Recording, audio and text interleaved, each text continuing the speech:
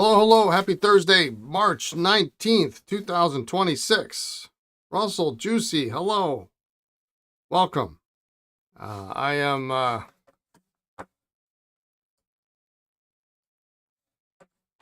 to jump right in this today. Thursday's always 1 hour earlier than the rest of the week. Because my day ends an hour earlier on Thursday. I get in an hour early, so I end an hour early. And Lisa's mom, my mother-in-law, is coming to visit, and will be in today. So I'm kind of jumping right in, so we can at 4 o'clock when Lisa's done, we're gonna get in the car and drive straight to the airport to pick her up. So, but yeah, every Thursday's always an hour earlier. Excuse me. Than Monday and Wednesday, and Tuesday's always like 15 minutes late. So, because that's kind of my weird schedule. But anyway, let's see what's in the news. I will be. Sorry, I got a granola bar or something in my mouth. I will be interrupted at some point. I'm expecting a FedEx delivery of a pen for repair, so I am gonna. Thought I heard in there. I'm gonna have to step away just for 5 seconds to get that. So, Mom lives down in Florida. So she's a full-time Floridian now. And boy, isn't she in for a surprise. Although it's beautiful weather today. It's really, really beautiful. I mean, like, I went to go pick up lunch a block down the street, and I could have done it without a coat. I had a coat, a scarf, a wool double-breasted coat. It's the warmest coat I own.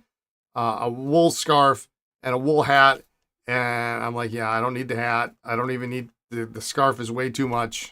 I could have done it in just a sweater and in a shirt, and I'd have been just fine. So at least over here in Kaukauna, where the shop is at, the snow is melting, and I'm sure it will be much better back at home too. So yeah, she'll find that fun. She'll give us, I'm sure, a little bit of grief for it. But excuse me. Early day. She gets into Chicago in just under 2 hours. So, and then the short layover and a short flight to Appleton, and that's all good. So, but anyway, what else is new? What is cooking? Couple new pieces. I started putting a couple new pens up on the website today. I got kind of interrupted. So I got the Volex up if anybody's interested in those Volex that we showed off. And another, I've managed to abscond another CA 101 with the platinum converter, Esterbrook CA 101 in orange, my favorite color, with the sticker. So if you missed out on those, there's one more. Excuse me. So I got those up today, but then I had an hour-long meeting with my email provider, which was positive, and some changes going to happen in that arena starting next week, which is good. And that's kind of it. Anything else? Bahama Yellow went on sale yesterday. Y'all know that. I still have some left. Shipping tomorrow. So if you bought one, they're sitting on my cart. And they are wrapped up and ready to be packaged, and will go out tomorrow morning. If I'm lucky, I can get Lisa's mom to help me with shipping, but I don't think she's gonna. I don't think she wants to get up and come in and ship, and I really wouldn't do that for her. So, anyway,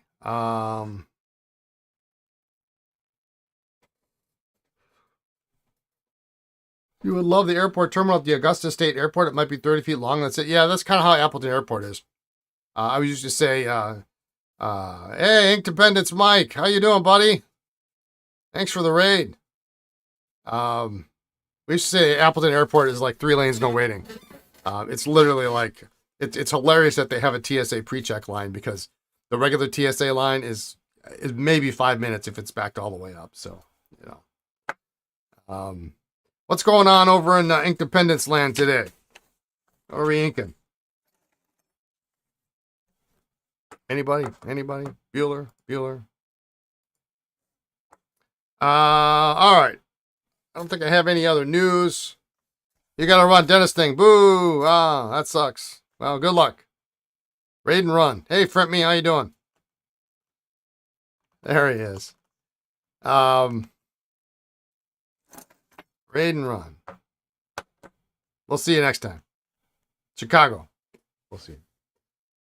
Let's take a look at what we got on the bench. I can't think of anything else that's noteworthy.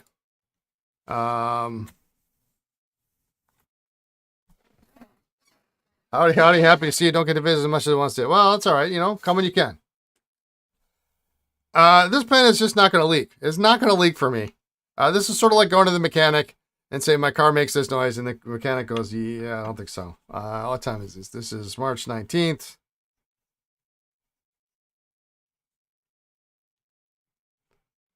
$1:06. No leakage. I really think it was the converter on this that was giving us the problem. Now, I'm not taking it anywhere, but if it was going to leak, it's going to leak, and there's no signs of leakage here.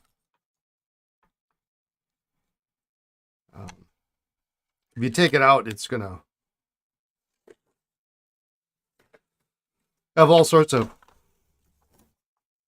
other variables you can't really control. I guess I'll keep that there. Well, we'll keep trying. All right. Today I want to finish this pen up because it's driving me nuts. And I don't have a nib for this, so I can't test this. And I know there's like some kind of I will call it vapor lock, but there's like an air lock in between here. But this is kind of how I've seen it happen. Somehow putting the nib on this activates the link between the sack and the nib. But I have no idea since I don't have a nib for it, and this is how it was sent. So we're just going to assemble this and pray that this is everything I've seen says this is kind of correct, and this is how it is. It's got this, you know. But I assume that there's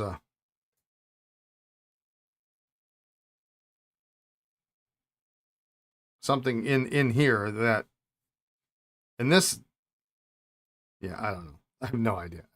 So we're going to put that back together, and that should be good. Are they using a lubricated ink? I've heard that leak when other links don't.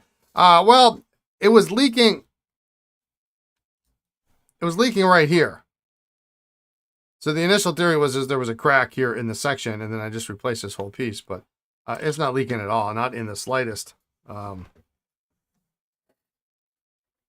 So I'll give it another day, and then if I don't see anything, we'll ship it on. I'm just gonna ship it back on Saturday. No sense in it being sitting around here for me to write with it once or twice a day.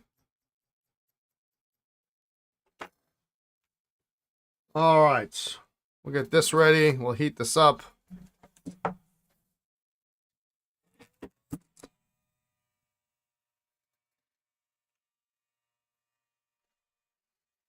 What are we doing here? Pen restoration. Yes.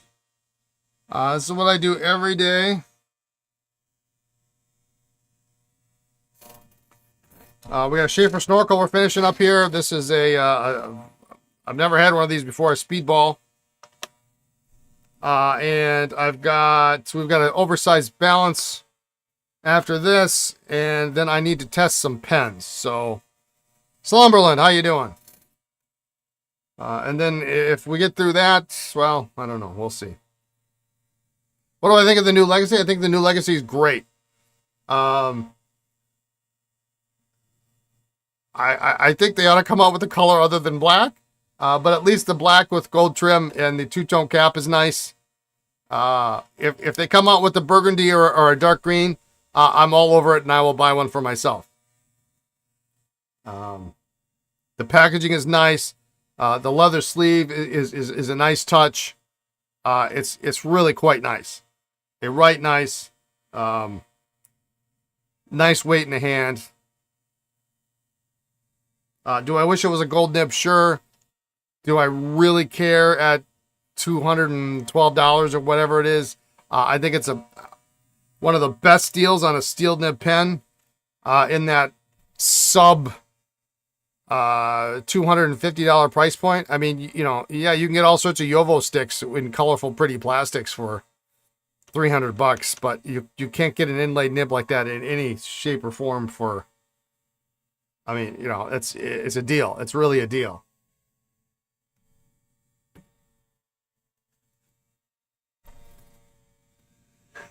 Banana duck. You watched the documentary on Sheaffer. It was very good on YouTube. Sinister. Thank you for the follow. Yovo sticks with cracked feeds and housings. Well, you know, to each their own. And, you know, and nothing against a Yovo stick. It's just that there's a lot of them. And there's quite a number that are in that $300 price point. And so, you know, I hear, and that's, I don't know, this is going to turn into a Brian rant or not. I don't know.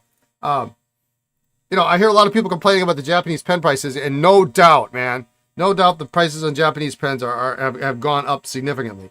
Pilot, not as much as the rest. I don't think anybody should be complaining about Pilot at all, but people always will complain. I just got the new Sailor price list yesterday. That is going to be taking into effect on April 2nd.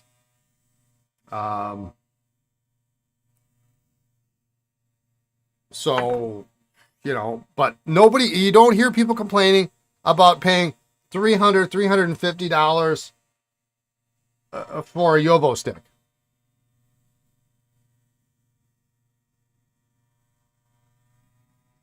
Sailor going up again. Well, it hasn't really actually gone up in the U.S. This is the trickle down from what? They went up in price on February 1st, I think, in Japan.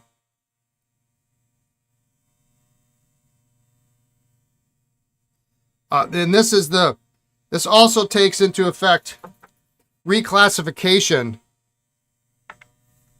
of and not quite rebranding, but almost a rebranding of their lineup. You know, Pro Gear is clearly taking top shelf. All Pro Gears will have 21 karat nibs, regardless of size. King of Pen, Pro Gear full size, and Pro Gear Slims all will have 21 karat nibs. Nothing else.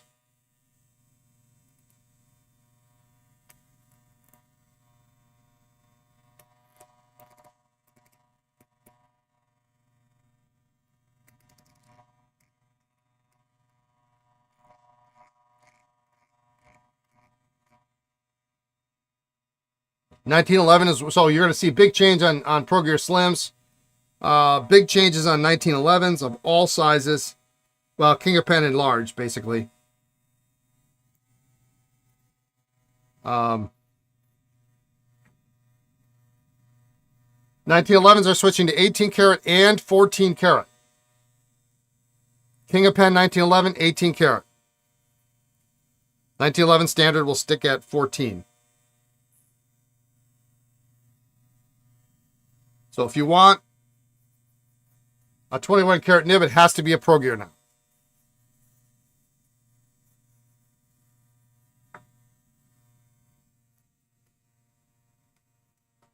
And then 1911 is where you're going to see inclusion of the new steel nib pens that have just been announced.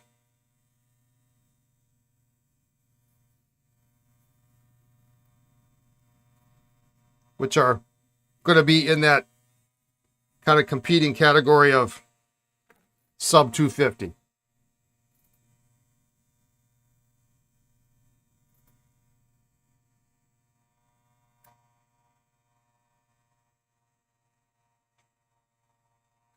So, I mean, literally, isn't Sailor a robotics company? Is their primary product fountain pens are near the bottom of their products? I don't know where the line is, but I think they do some robotics. I think you are correct.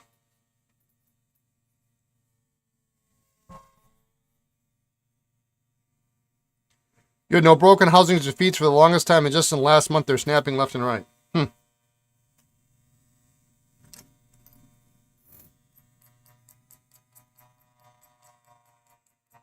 I've not had any issues in anything that I've seen, but right now my primary Yovo stock is Edison, and they've always been really pretty good. But anyway, yeah, I think going back to the reason I made that comment is because, you know, you can get for $212, you can get a Sheaffer Legacy with a beautiful inlaid nib, and nothing else can touch it.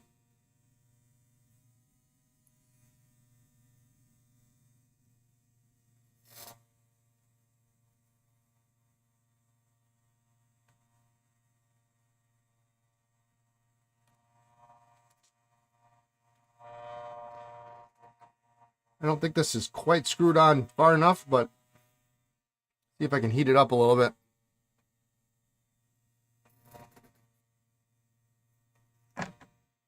You can get a pilot inlaid nib on a custom stripe from the 1970s, and it's beautiful. Yeah, absolutely.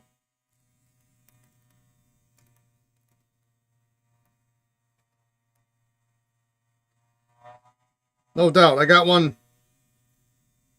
in my tray ready to go on the website.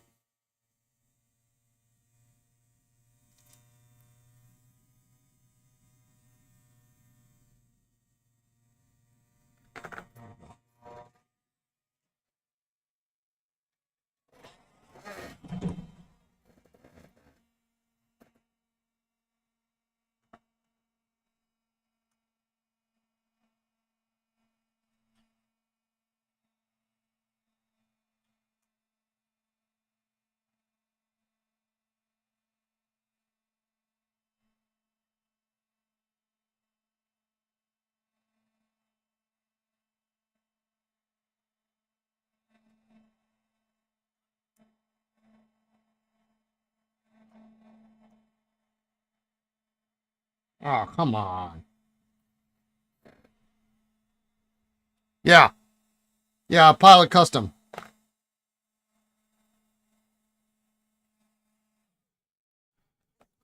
Is that on the wrong? Is there a wrong way to that? Hey.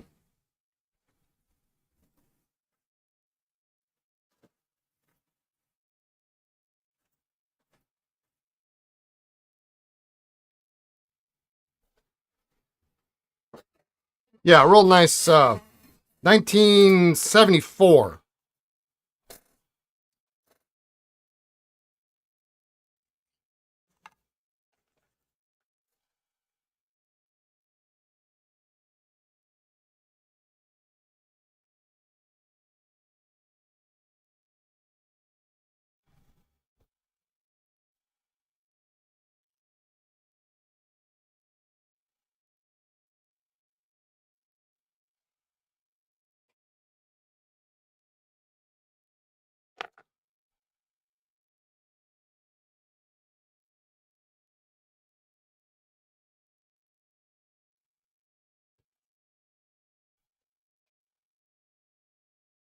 Yeah, MYU.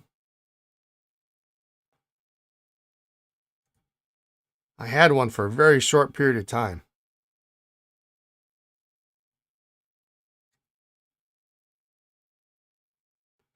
And I had to sell it.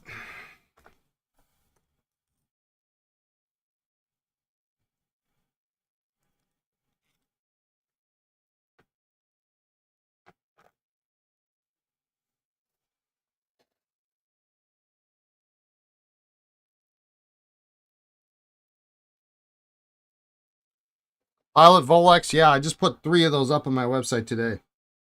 Nice pens. New old stock. With stickers, fine nibs. 1980 day codes.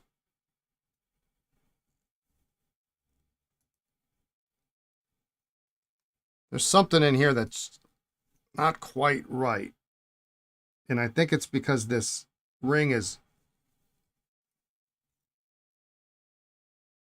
out of round. There's not much we can do with it.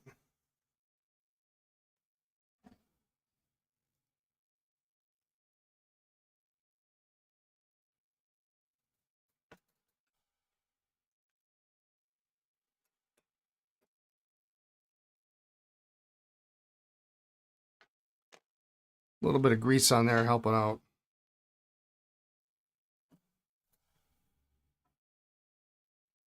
Yeah, Volex doesn't really have the same integrated nib, but it's, you know, it's like the stepsister to the Mew.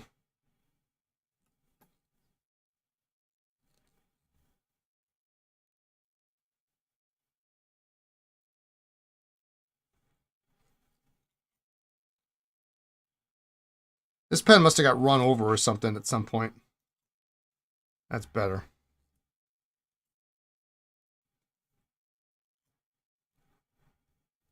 That's probably going to be as good as it's going to get without replacing the barrel.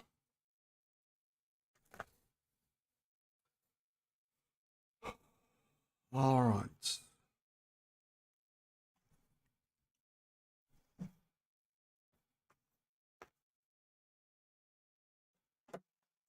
Let's put this one together, and then we can look at that Oversize Balance. We should be able to test that.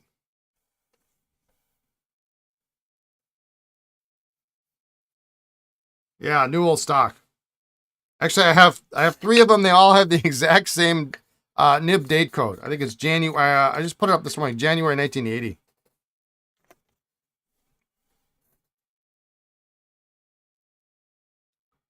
I don't know which way the nib goes. I think it was.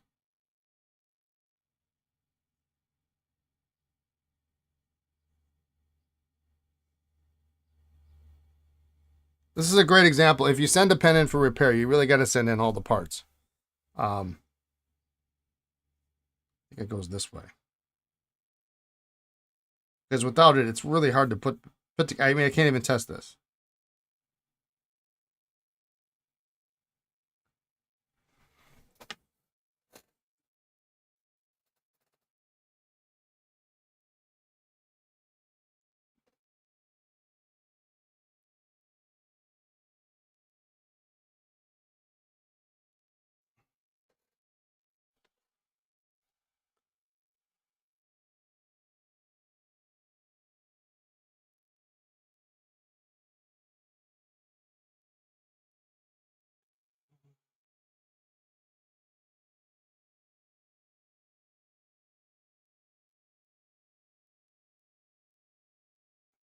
This way. Makes sense.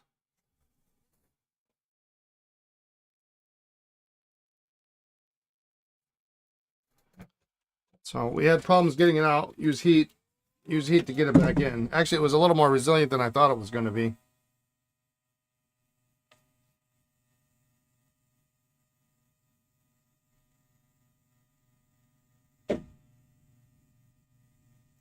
And I'm hearing snow falling off the roof behind me.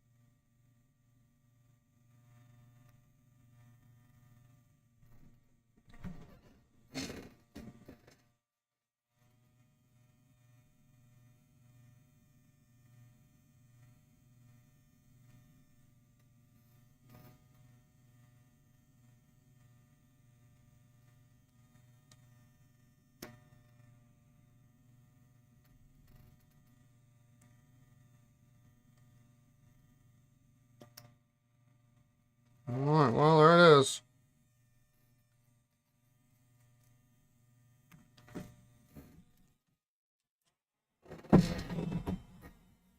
All right. Way. Where are we on the oversized balance? Next up, oversized balance. But first, coffee.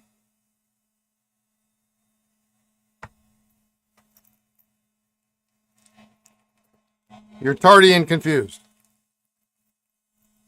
Well, you know, I would say you're right on time.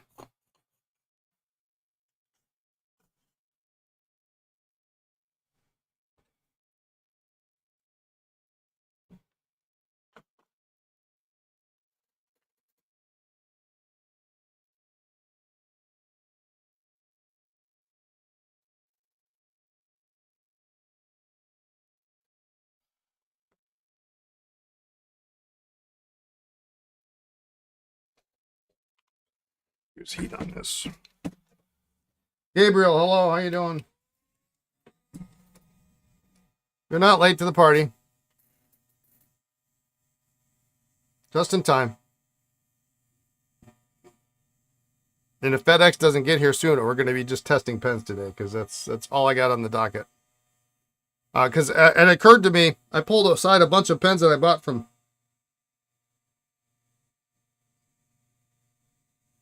Baltimore, and it occurred to me that I think I already cleaned the pens. So I don't need to clean them, I just need to test them.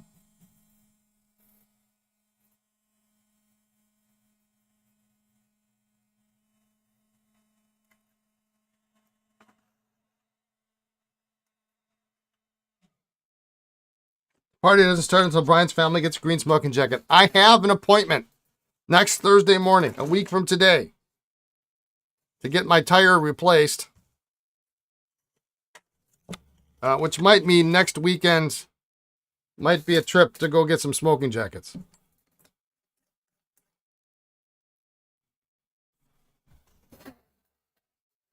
Because even if I got it fixed today, it wouldn't happen because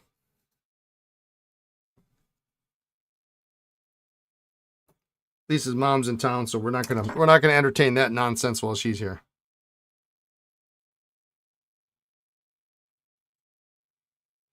And anyway, I want the snow and ice to melt. It's a lot better, but it's pretty bad still in like some of the side streets and things.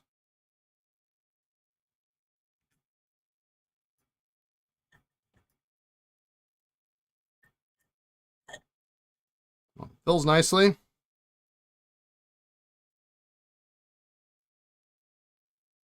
A tire and smoking jacket shop. Hey, if they've got a smoking jacket that's got a VW logo on it, maybe, you know. If it's got a Corvette logo on it, maybe even more so.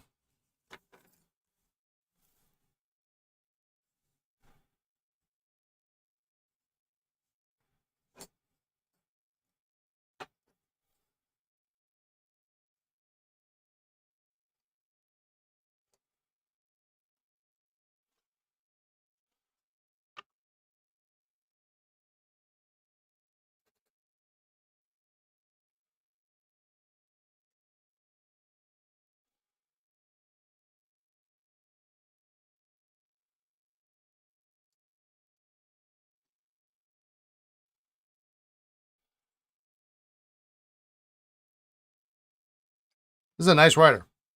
Kind of a medium-ish nib, probably a little bit finer on less absorbent paper. Smooth as can be. Good flow.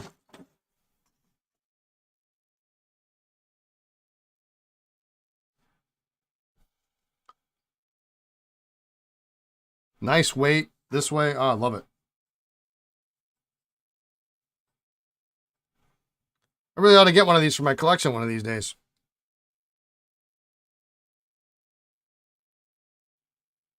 This earlier model. That's nice. I said I would sell it though. Good imprint.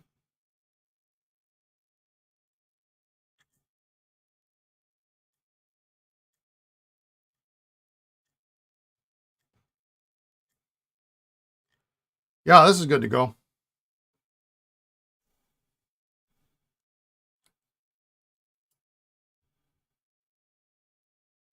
You just posted on Market Watch Slack the Volex pen. Someone needs to get these. If I didn't have one already, I'd have sprung. Thank you.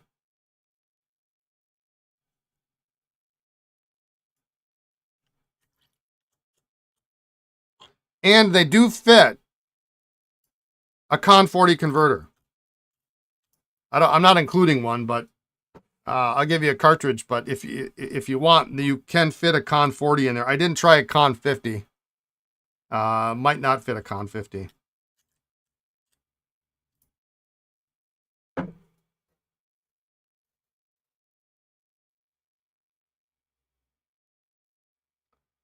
The worst converter. I know, right? Whoops. Spilled my water. It is a pretty bad converter.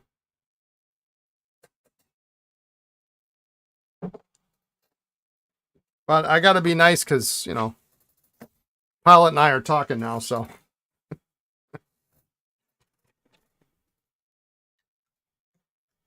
Yeah, I mean, I think it's funny because the Pilot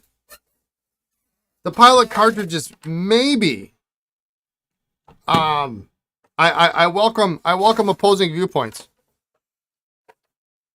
Pilot cartridge may be the best cartridge on the market. In terms of capacity, ability to refill numerous times, and most importantly, the design elements such that, you know, it doesn't go on a small nipple. It holds in, and then the design of the section is such that it, you know, the problem with International is you keep reusing it, that hole opens up and it leaks. Well, the way the Pilots are designed is they can't get any bigger because they fit. Yeah, they fit great. It's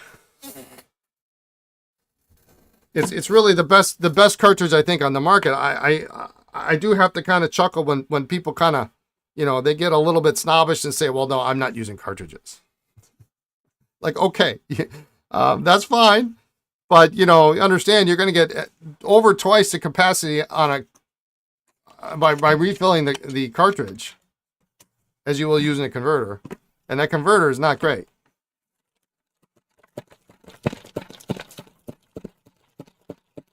It's stupid. There, you said it. I mean, the Con 50, I think, was better.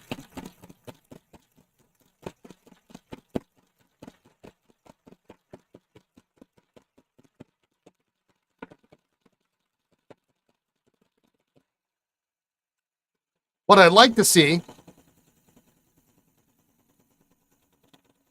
Pilot and Lamy cartridges are great. Yeah, I like Pilot more. I just like it. I just like the design better. You know, anything that has a small nipple on it, I'm not a huge fan of. Lamy's great because the design of the pen forces the cartridge to stay in contact with the section. So that's a bonus point, but I think overall Pilot's the best one. I really do. What I'd like to see, and I've never seen anybody mention this, but I think this would be amazing, would be to replace their Con 20 or their Con B converter, but put a plyglass sack in it. So you've got a squeeze fill converter that you can see the ink level in.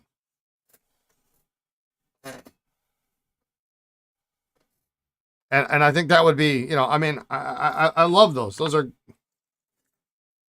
you know, people poo-poo those too. I think they're far more effective than the Con 40 or the Con 50. But you just can't see how much ink is in there.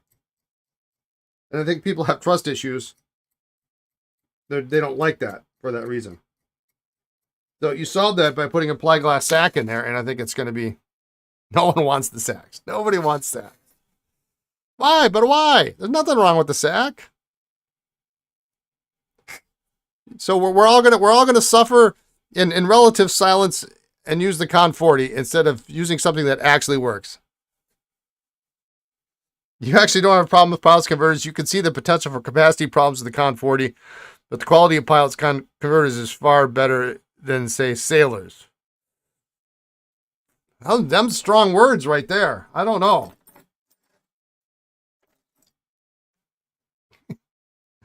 This is fun little banter on a Thursday. Let's talk converters.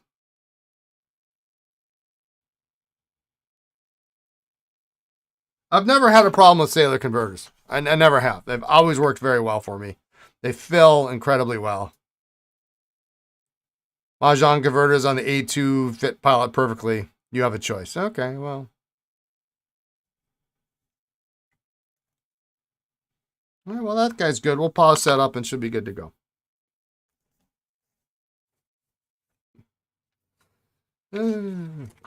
Fun stuff today. All right, let's put that in that tray. Actually, I still need this.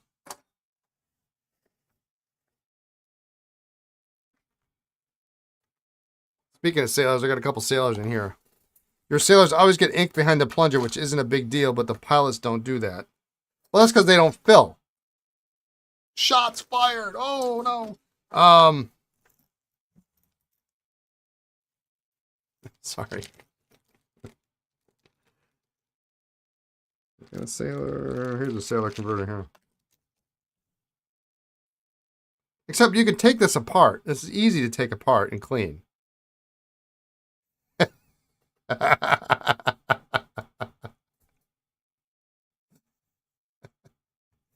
We're just having fun. We're just having fun, people. I mean, these are super, like pilot converters, man, I can't get those things apart to save my life. Yeah, I mean, Con 70 is okay, provided it's not the... I like the Con 70, and then they changed it, and didn't tell anybody, and it sucked. It was terrible. I sent back, I've told the story before. And nobody ever talks about this. I once sent back, when they changed the Con 70, they changed something about it. I don't know what it was. You could usually identify it by the push button. They switch it. It has little slots in it. It was the newer version. I sent back 3 dozen. Every single custom 74, 912. I sent them back one year. I said, these do not fill. Because I had a guy come and he bought a custom 845 Arushi. And he had, he was a big, well, that's a story for another day, I suppose. If you haven't heard it. He bought 2 pens. His first fountain pen he ever bought was an Namiki Emperor. And the second fountain pen he ever bought was like 2 weeks later when he bought a custom 845 in red Arushi. So he could use that one around the office. Yeah, right. I could tell the story, but I've told it before. I should probably. And he filled it up. He skipped entry, pre-entry, middle, upgrade. He went straight to an Emperor. I kid you not. And so we're talking. I'll tell the abbreviated version of the story. The gentleman came in, and he had mentioned some other nice pens, and I think one of them came to mind was Pelican. And so when we started looking at, but he really liked the look of the Vermilion Emperor, and I said to him, well, what other fountain pens do you have? Because at the time I happened to have, I think, all 6 Emperors, all 3 Vermilion, all 3 nibs, and black and all 3 nibs. Is he single? I think he might be. He's married. He would come in with his daughter. And he says, well, I don't have any fountain pens. So the Pelican that he has like a rollerball or a ballpoint. And then he said, well, I got to pick an ink for it. I said, well, can you help me ink it? I said, well, this is an eyedropper. I'm not. I want to make the $2,000 sale. Don't get me wrong, but I also don't want the guy to spend $2,000 and then like realize the eyedropper's not for him. We don't know. I don't think so. I don't think so. He's an eye doctor, actually, a surgeon. And so he's like, oh yeah, that's fine. He said, we just fill the whole barrel up. Here's the eyedropper. And he picked like private reserve pink, some private reserve pink ink. And I kind of said to him before I said, I'm happy to fill this up. I said, but the minute I fill this up, this pen is not returnable. Oh, that's fine. So I filled up a Namiki Emperor with private reserve pink ink. Yeah, seriously. Seriously. And then so 2 weeks later, he came back, he bought the 845, of course, which has the Con 70. And, wanting to keep this gentleman happy, but also trying to figure out what the heck else do I sell this guy? He bought the two most expensive pens in the store.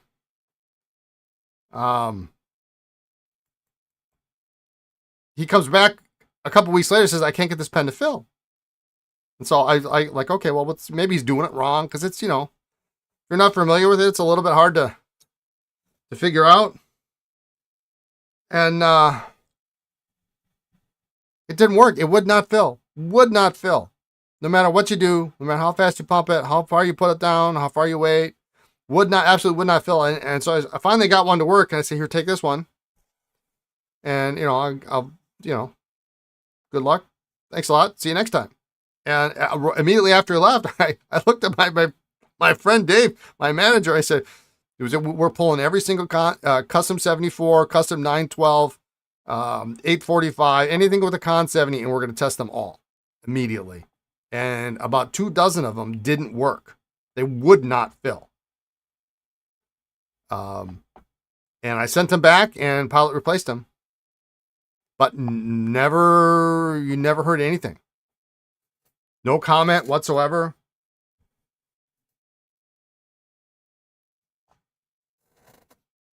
Which I found interesting. You can support people's complaint about the Con 40, no doubt. I just don't have problems with it because I switch inks a lot. Yeah, I mean,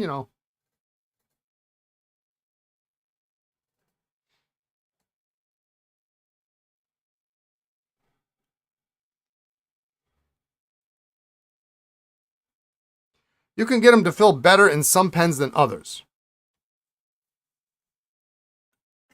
Vanishing points.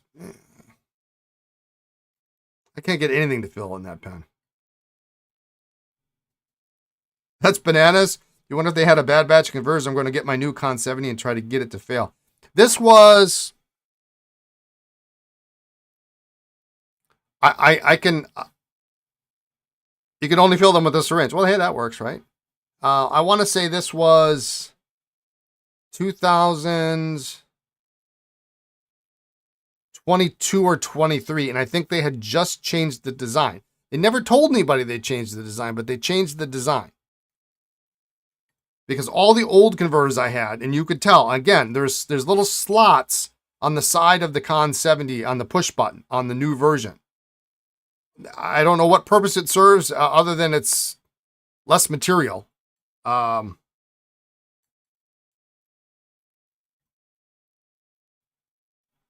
the old version didn't have those slots on the push button.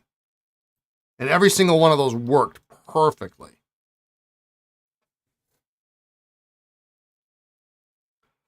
That's not to say if you have the slots, you have a bad converter, but those are the ones that I had the problems with.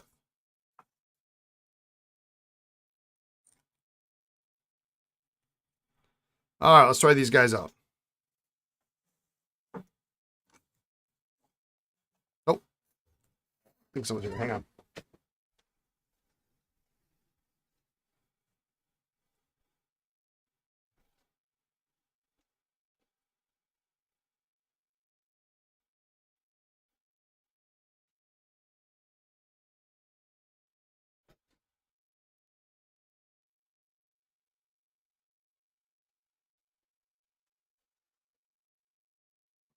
My mind is playing tricks on me. Nobody there. It could have been snow falling off the roof or something. Although I think it's a flat roof, so I don't know. Maybe there's someone on the roof shoveling the snow off. Well, this is a nice. Nice Flighter 45.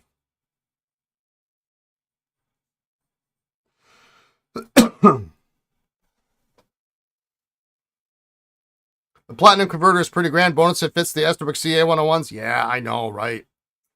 I love them.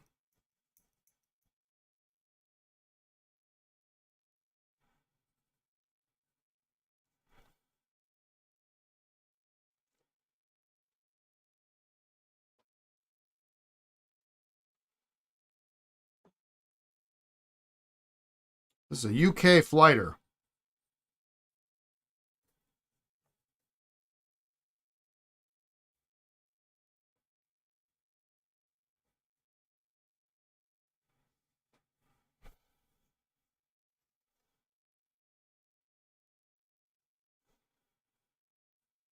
Yeah, I like that. That'll work.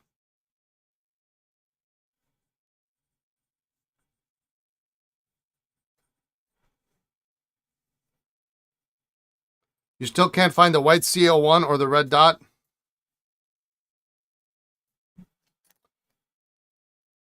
I believe, if memory serves, you've got the white and red dot. There's a white and black dot, and is there a white and green dot too, I think?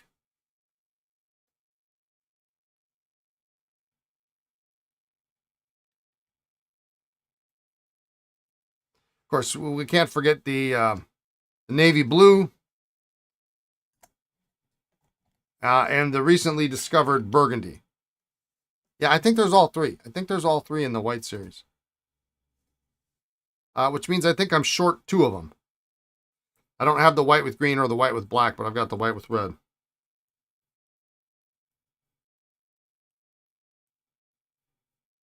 Are there any self-help groups for 45 addicts? You got the Navy? Awesome. One of these days, maybe I'll collect 45s. I don't know.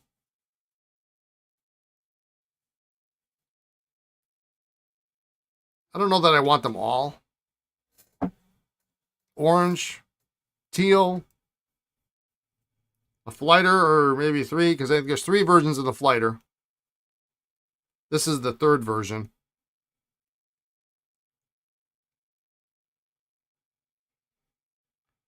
What's the story with the Flighter? It's a UK Flighter, third variant. These are pens I picked up in Baltimore that I just need to test, and then I'm going to photograph them next week, and then they're going to go on the website.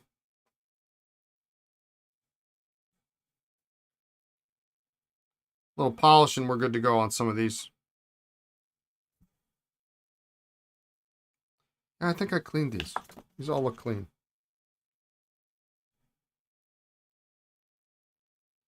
I like these arrows a lot. Plastic caps, plastic color match caps, plastic sections. This one's actually got a converter. Is that an Esterbrook Safari? The black barrel silver top. This one here. This is a Waterman CF.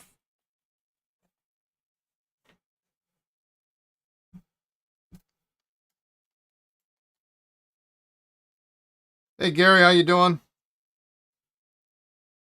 You have 180 Parker 45s?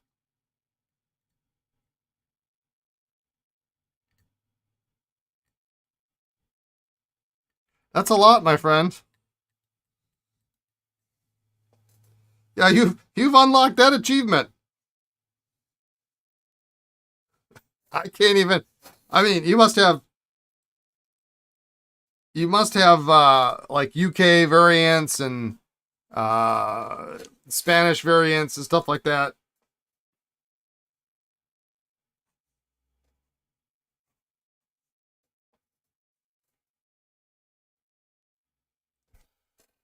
Gabriel, you don't even think you have 180 pens yet? Well, that's about how many bandless variants there are, I think.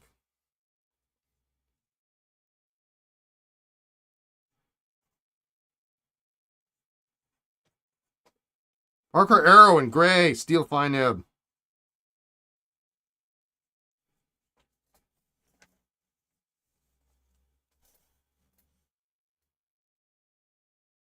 Red Shield Harlequin. Wow. I love those Harlequins. They're so nice. We had a set of them once. The Cloud and the Harlequin, and you'll get there. You will. You will.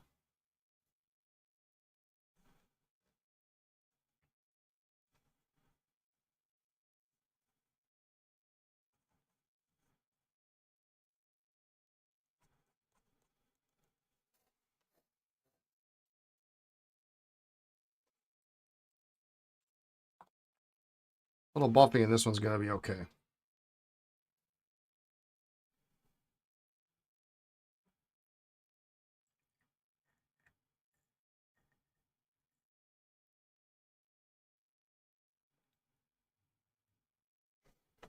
I really hate these converters, but they actually work incredibly well. I just wish they weren't so cheap looking and feeling. You can really flush a pen amazingly fast with them. Oh, there we go. Hang on. I'll be right back. Hello. Hi there. Great. Thank you.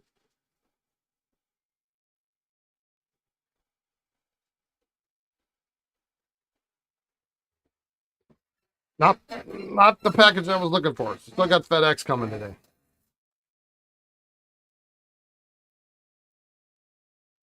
Yeah, this is already. You did get a new Con 70 to fail.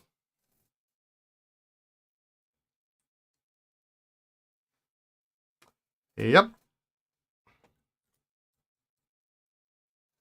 I hate to tell you, I told you so.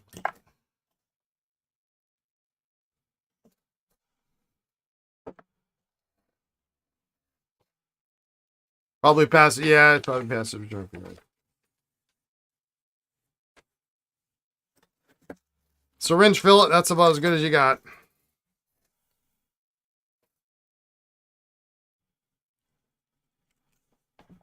Speaking of custom 74s. No, I don't have one in there. That's a Sailor.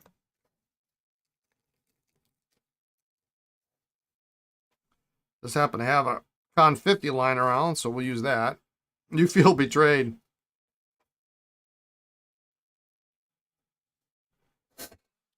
Yeah, how do they make the how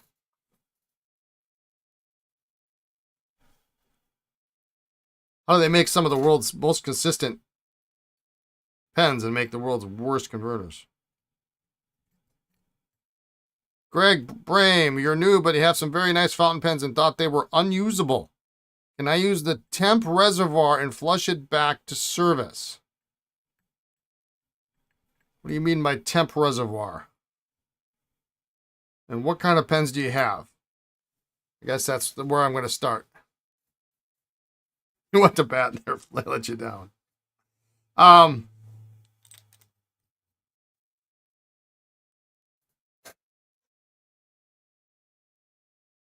Oh, you mean that this is what's called a converter.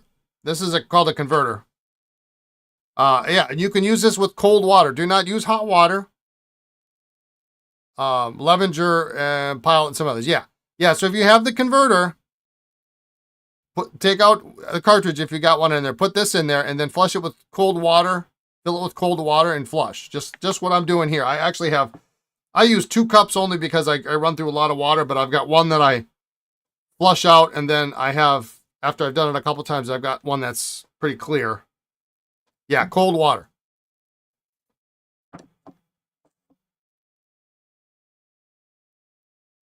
Not hot, not warm, cold.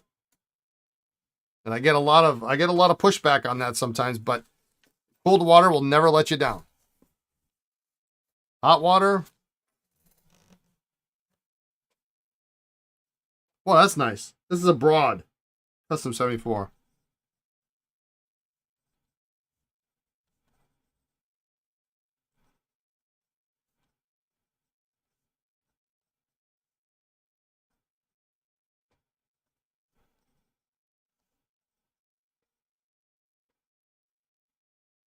No kidding. You have no idea how happy you are making my day. Yeah, just if you have something that's taking a long time, just, fill it up to water up to this part of the section. Don't go any further than that, and just let it sit. Just stick it in a cup. I like to make sure that there's water in the converter too, so that there's water throughout the entire section. But if you leave it in water up to there, then it can just soak. And eventually, sometimes it just takes a lot of flushing if it's been a long time.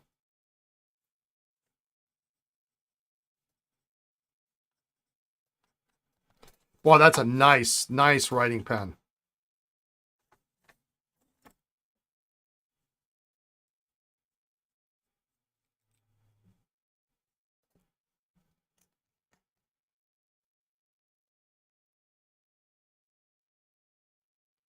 That Con 50 worked. That filled really nicely.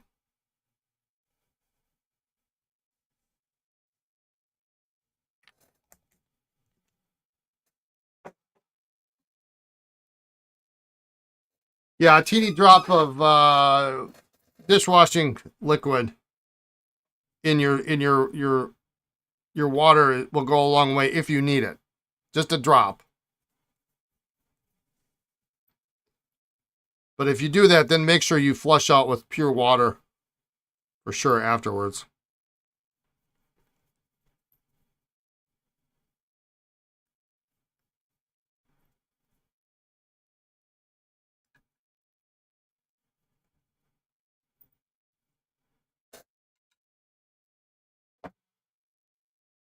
Hey, Andy, I have all the answers. I don't have all the answers.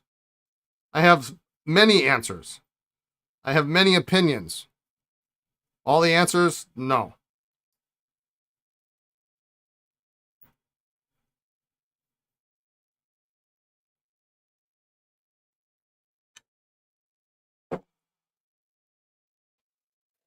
Oh, that's a nice 74. That's a great nib. Got a wall Eversharp dork yesterday for a good price. Happy to finally get one.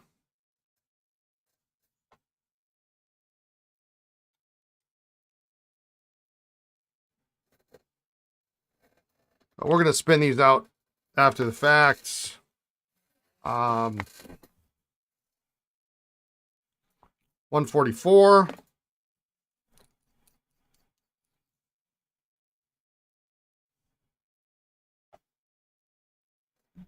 Yeah, shimmer inks are no good on a lot of pens. They will clog.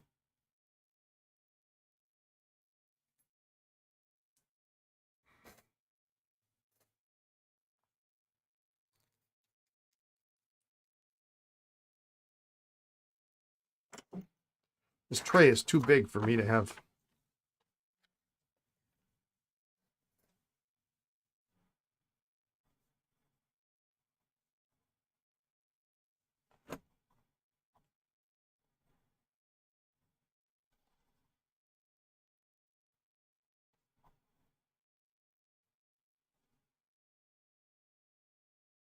Yeah, it's really a broad nib.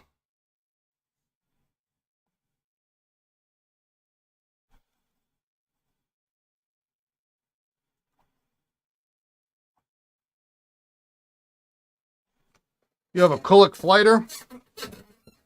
I actually have one of my consigners is sending me a Kulik 51 in transparent orange.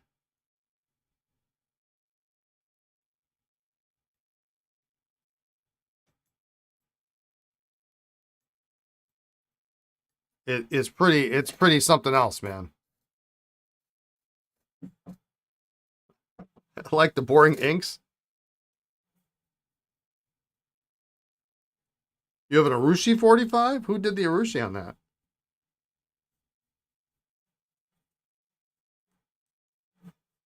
That would be cool to see.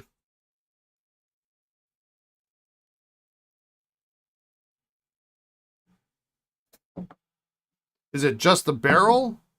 That is a ruchi, because I would imagine the cap would have all sorts of problems with the ruchi on the section.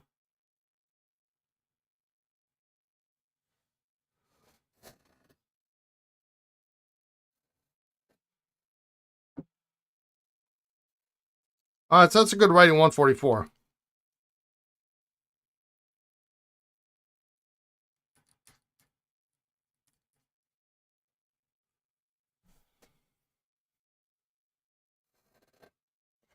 Non-shimmer equals boring.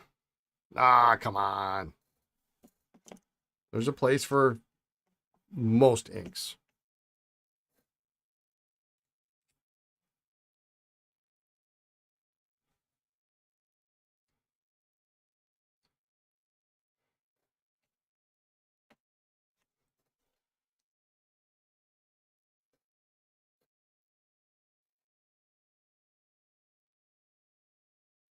Waterman blue.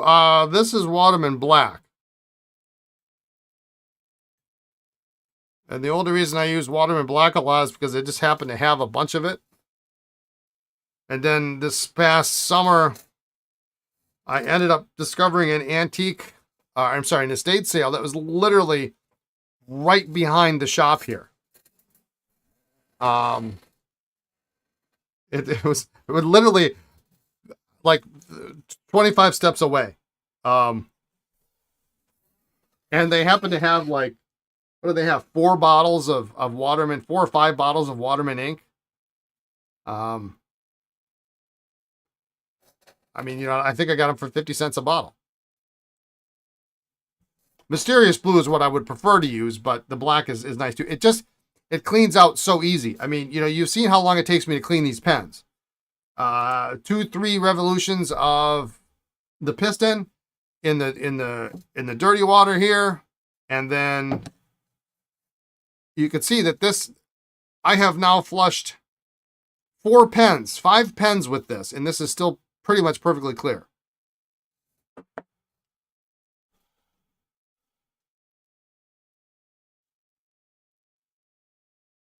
What is this? This is a standard, yeah.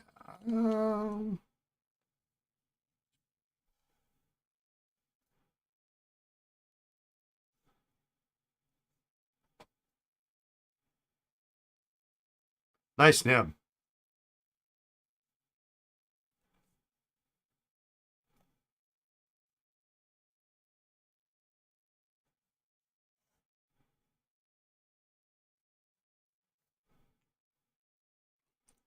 Classic 1911.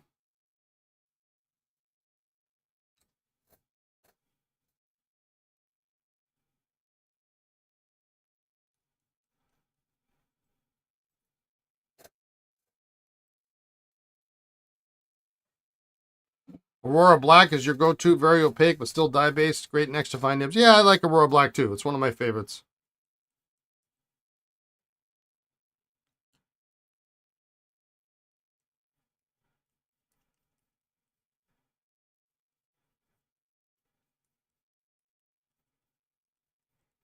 You've got shimmer in some of your pens, but they're not the expensive ones. Yeah, I mean, put it in the pens that you can either disassemble easily or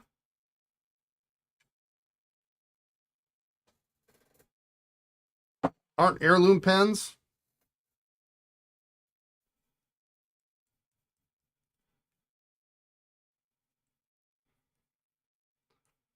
Something that's easy to clean.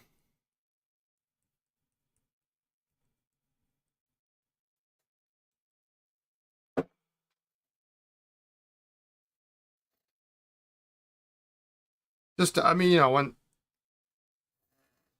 when you work on as many pens as I do, I just don't have time to sit here and ducking out juicy. All right, see you tomorrow. I don't have time to mess around with spending 15 minutes a pen to clean them, This one is a fine.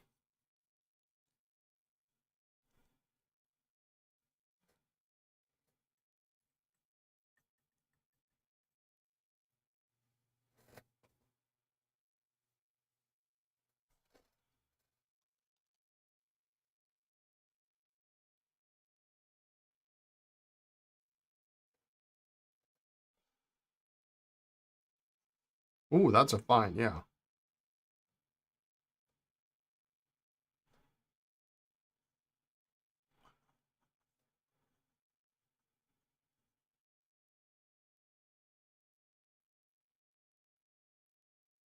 I call this the old style nib.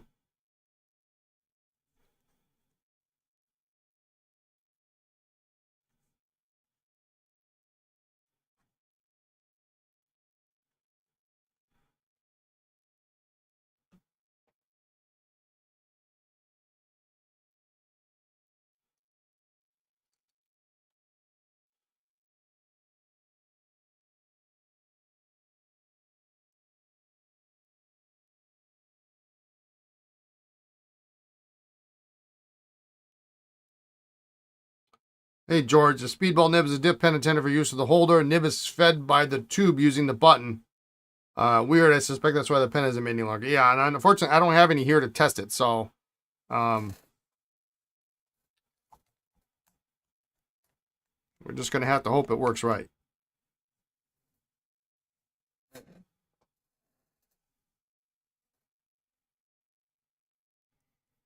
I might have one, but it could take me 3 days to find the nib.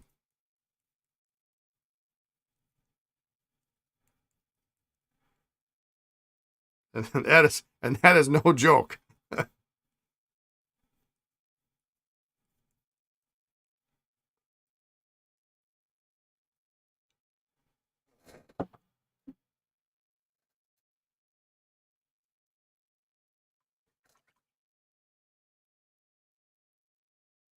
These are really great value pens, these Sailor 1911s, these old style. Single cap band, trim ring on the section, old style nib.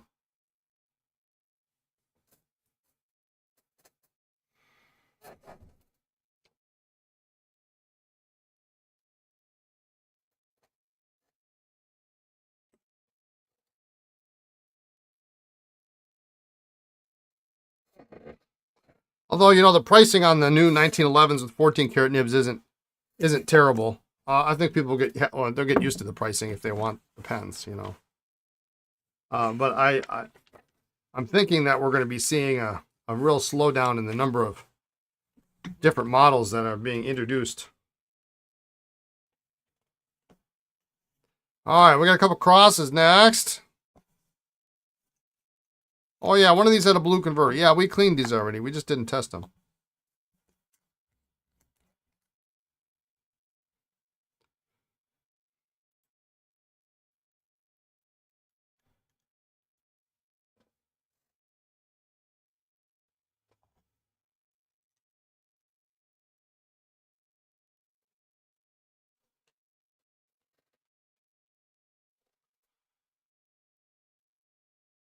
Wow. This is the Calais. Is that what this is, maybe?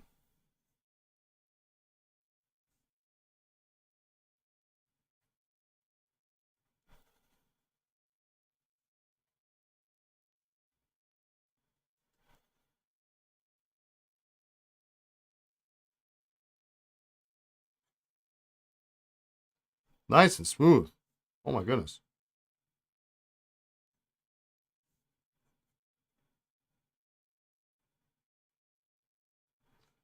Definitely impressed on this one. Oh, wait.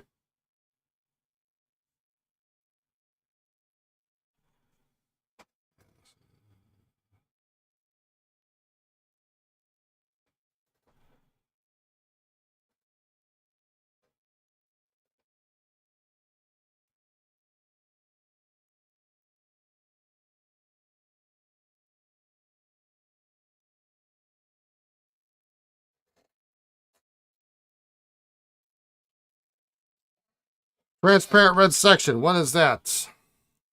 Oh, Rushima. Okay. Transparent red section. Oh, that's weird, huh?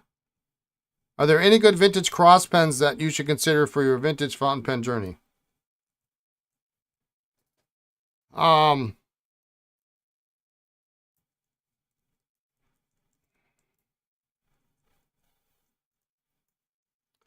was that one we had here not too long ago? It was actually pretty decent. 14 karat nib.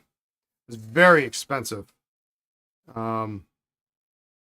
Beautiful, beautiful. What the heck was the name of it? I forget the model. Probably the best pen. You know, the Townsend's a nice pen. I like the Townsend a lot. It's a little bit bigger. The Peerless is probably the best pen they make, but then again, Sailor makes the nib for them. So, and if you can find any of the, I guess, so-called vintage ones that are circa 2018-ish, you might be able to get them at a decent price. If I were to ever stumble across a Tokyo, I would probably buy it in a heartbeat.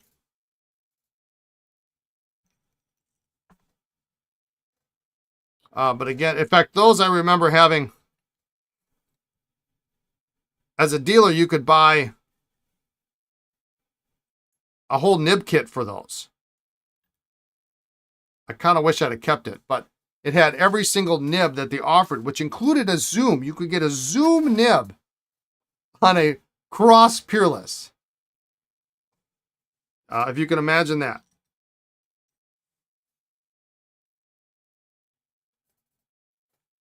But they had a nib kit, so you could have all the different nibs.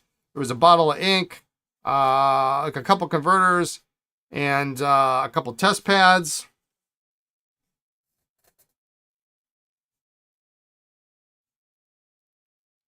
And boy, this is a nice pen. Oh my goodness, I can't believe this. Maybe this one. It is incredibly smooth.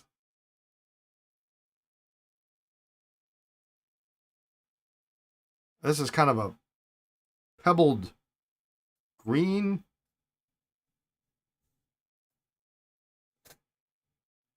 Also bananas. The price on the Peerless. They're in the catalog now, starting at like $1,000. I just looked at the catalog today. The 180th anniversary cross catalog. I think there's an all gold version. Gold plated version is $1,000, and then they have the lesser expensive ones are, I think, $899. But they were significantly less 8 years ago. You got a Sheaffer Balance. You took the feed out of the section as I obtained a nib for it. I cannot get the feed and nib back in. Thinking of making the diameter of the feed smaller. First thing I would do is make sure. Probably what this case is that your section is out around. There might be one distinct slot that it fits in. So you got two options. One is heat up the section so that it pops back into a round shape. Or two, rotate that feed and nib until you hit that sweet spot and you'll end up pushing it in. You can use a little bit of put a little bit of water. Even if you've got like a little bit of soap, you can kind of run it around the section maybe, and that might help lubricate it up. And heat up the section, of course, before you do that. And that might help. I wouldn't make the feed smaller until you've made sure that the section is, I mean, it was in there at one point. So the section's probably just out of round.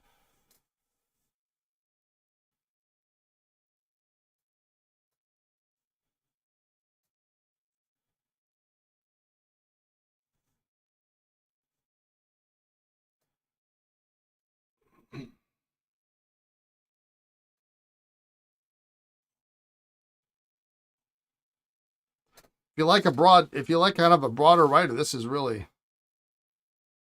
You have rotated no luck. What about silicone only help? Well, the problem is, I mean, you can do whatever you can do to get it in there, but then you've got to get that stuff out, right? So, you just ordered the Bahama Twisby for me. Was that you that I heard order printout for?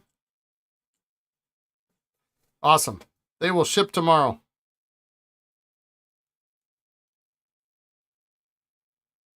I'm going to tell Lisa's mom that. Oh, 2 minutes ago. Yeah, I just saw it. I'm going to tell Lisa's mom that she's in charge of helping me ship tomorrow. She's not, but we got a big shipping day, Doris.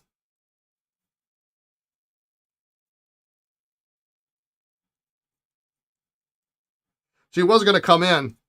Lisa works a half day. She works until noon, and then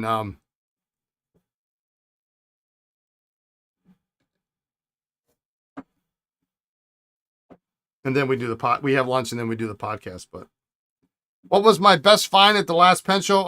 So Baltimore, about 2-3 weeks ago. Is it 3 weeks ago already? 2 weeks ago. Probably.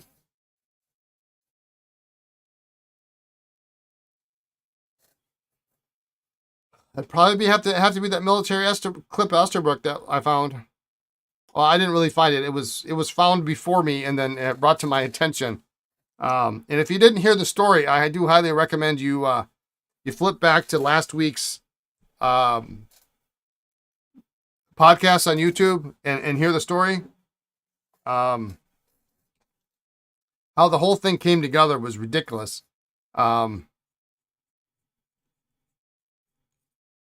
Converting this one. Just the fact that when I saw the pen, I knew where the you saw it. Yeah, that was probably my best find. But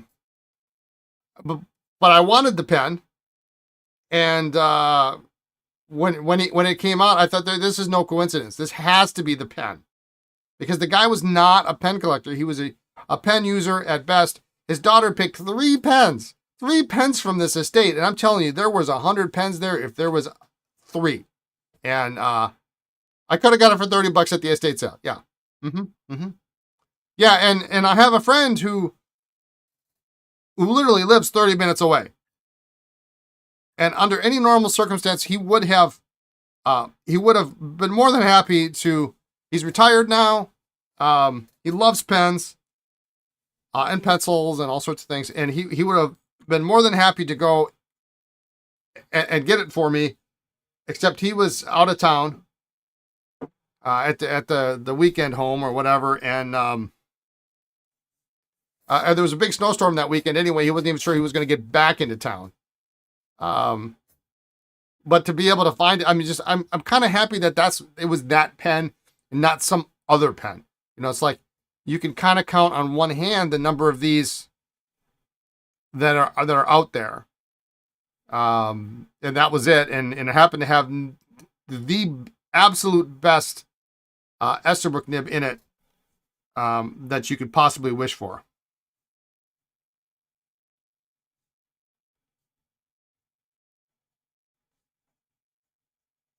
Now, that being said,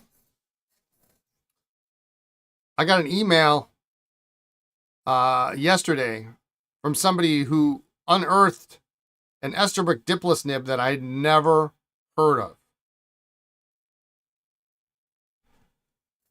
He sent me, I said, I'm thinking, there's no way. There is no way it's a dipless nib.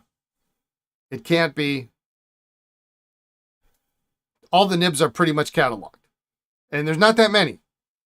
There's a handful of 5,000, like 4 7,000 series nibs, and then there's like maybe 8 of the 5,000 series nibs. And then when he said this one, I said, well, it's got to be a dip pen. And he sent me a picture, and sure enough, it says dipless right on it. Never even heard of the nib. So, not quite exactly the same, but well, this is nice. Two-tone. What do we got? A medium nib?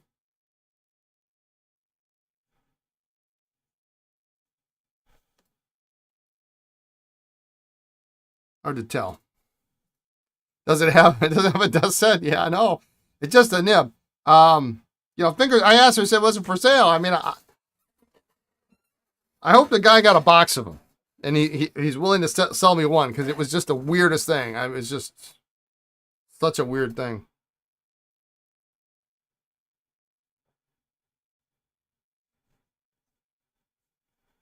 I'm going to call this a medium nib. It's very smooth.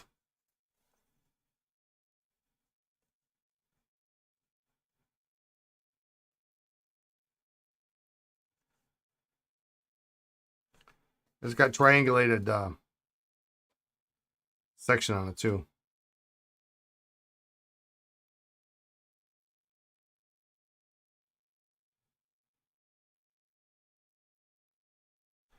Pretty cool.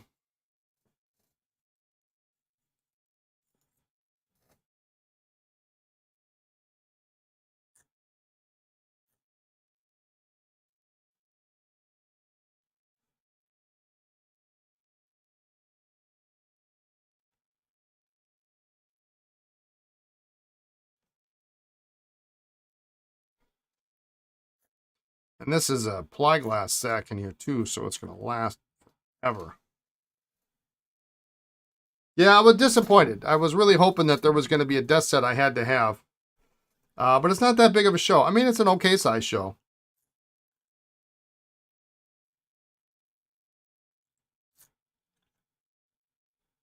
But Chicago is less than 2 months away now. And Lisa will not be in attendance.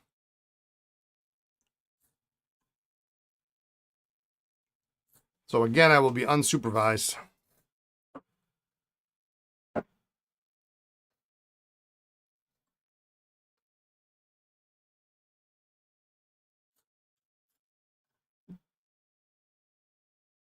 Yeah, oh.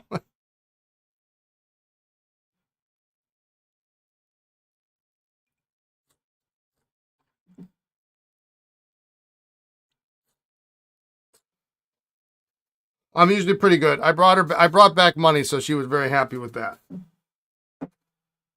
Not quite 10%. 8% maybe.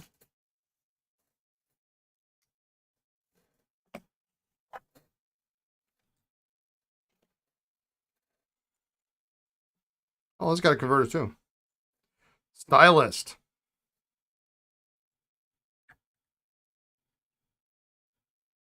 Note to self, take a bunch of desk sets to Chicago. There you go. Put all those broad nibs that you don't like in them.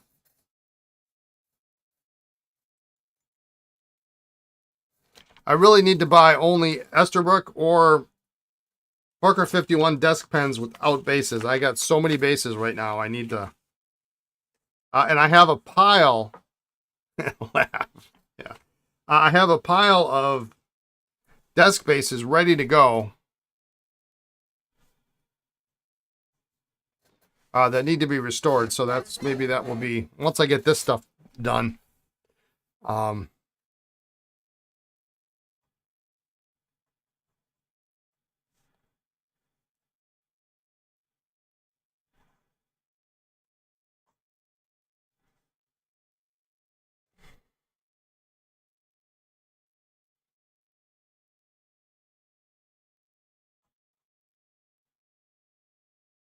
So it's kind of like a fine...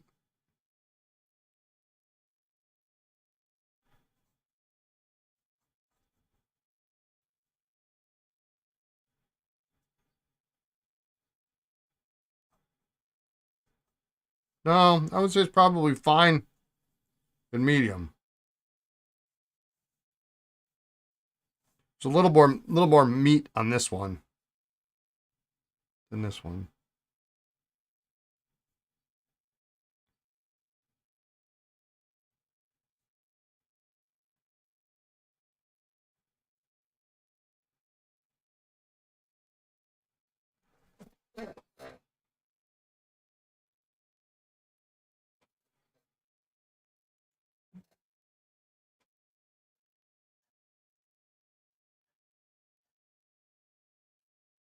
You do have a couple of spare Esterbrook dip pens? I got pens. I need bases for those.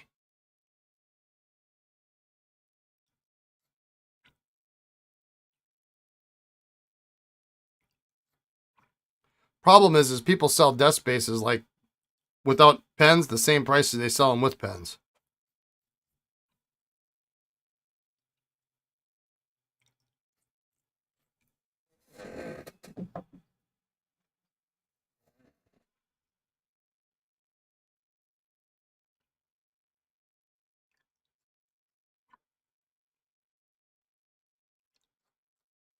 All right.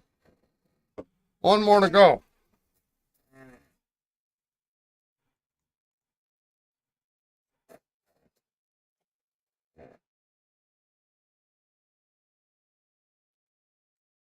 Have I ever been restoring pens and think, oh, I'm not selling this one? Yeah, it happens. More than you know. Last year, I think it happened a half a dozen times.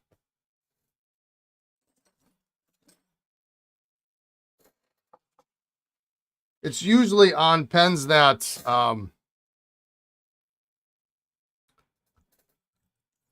it's pens that I find that I make out of the parts bin.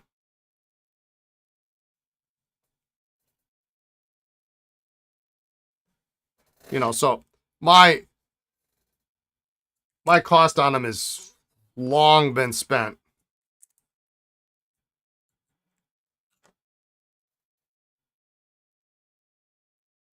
All right, so this one does come with an original cartridge. That's about as good as we're going to get, I think.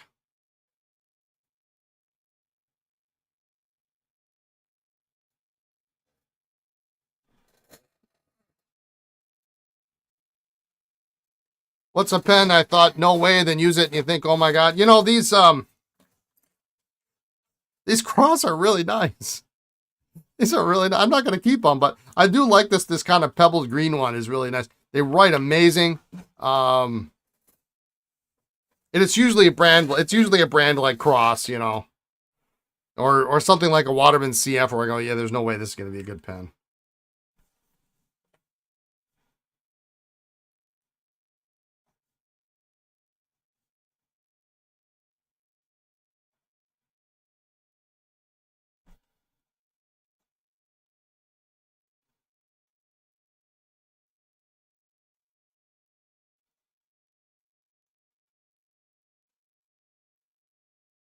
I won't call it, it's hard to even call it soft, but it's got a little spring to it.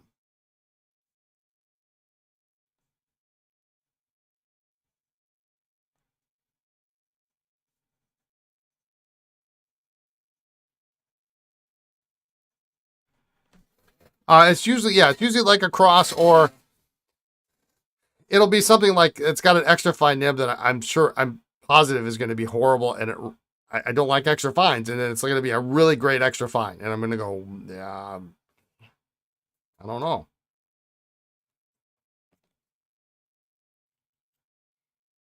I would never purposely keep an extra fine, but oftentimes when you're collecting super old pens, your choices were really extra fine or fine. And that was kind of it.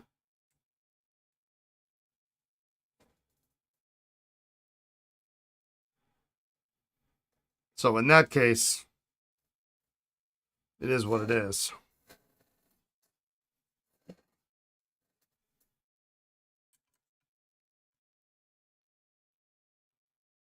But I bought a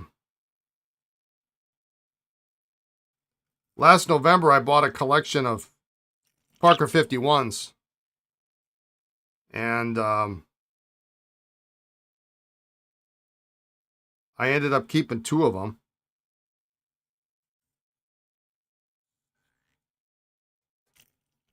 The rest of them ended up for sale, but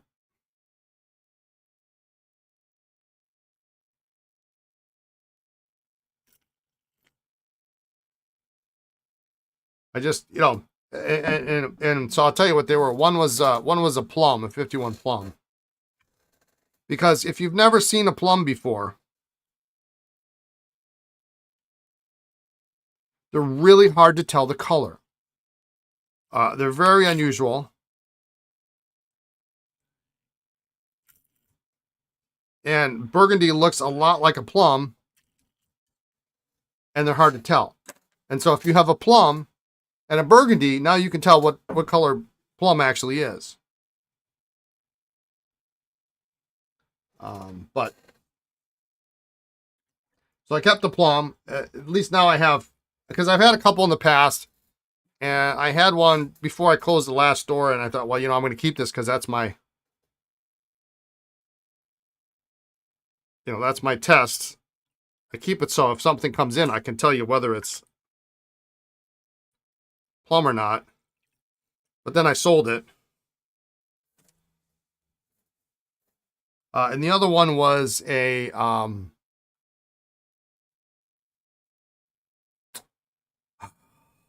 double jewel in not mustard, but the other one that looks like mustard.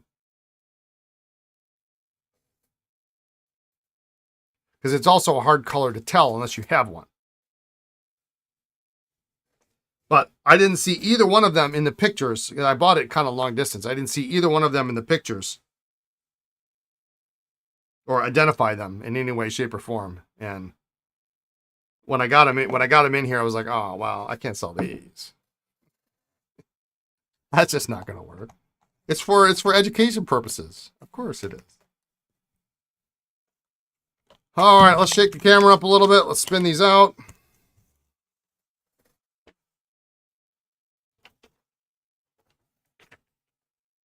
Be nice to get these on the website next week. Get them out of here. They're all very nice. Very, very nice pens. The Custom 74, great. That Mont Blanc, broad nib. I mean, these are all like broad. These are kind of medium, but they write like a broad. I mean, nice medium. Sorry, Indy, there's not much here for you. This fine. The Sailor Fine is a nice extra fine.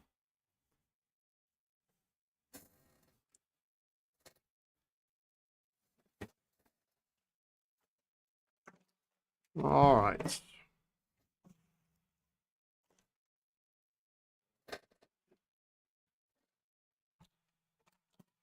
I've had a couple of Conklin Crescent fillers too. That I went through a Conklin Crescent phase a few months back, and I had a couple that I was going to sell, and then I'm like, yeah.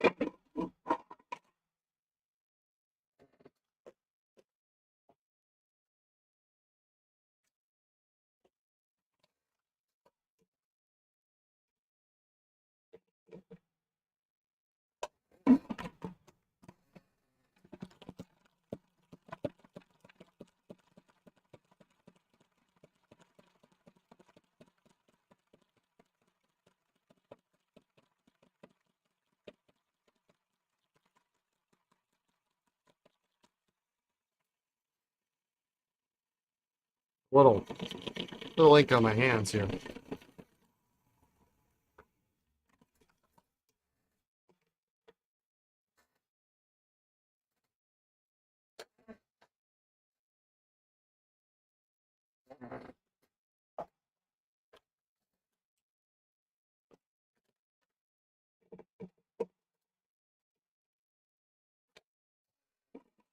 I hope the FedEx guy gets here while I'm doing this, because I'm expecting a 452 and a half coming in today.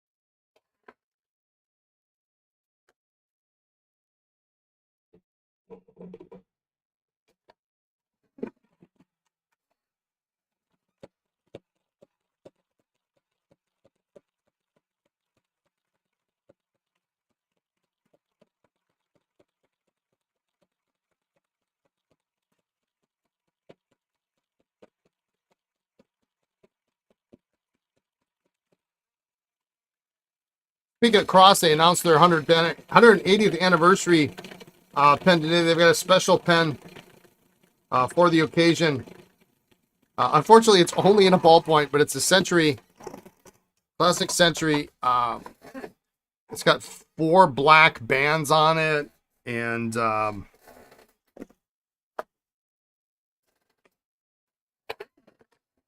really cool engraving on it. It is a pretty neat pen. The price isn't actually as high as I thought it might be. About two and a quarter. I mean, it's a lot for a cross ballpoint. Don't get me wrong.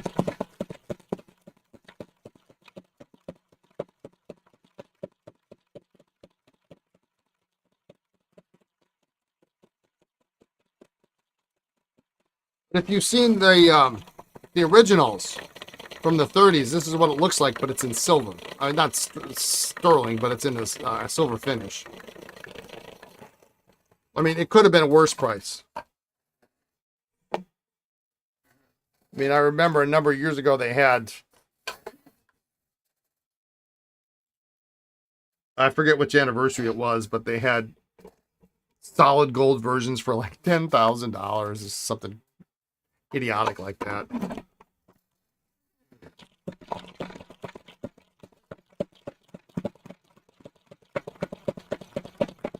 That was back when Paradise went out of business.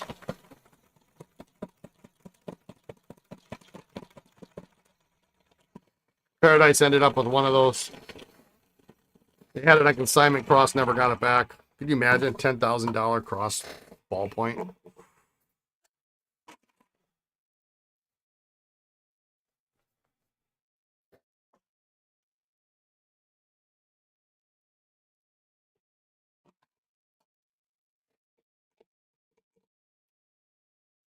Somebody's using it now to write their grocery list.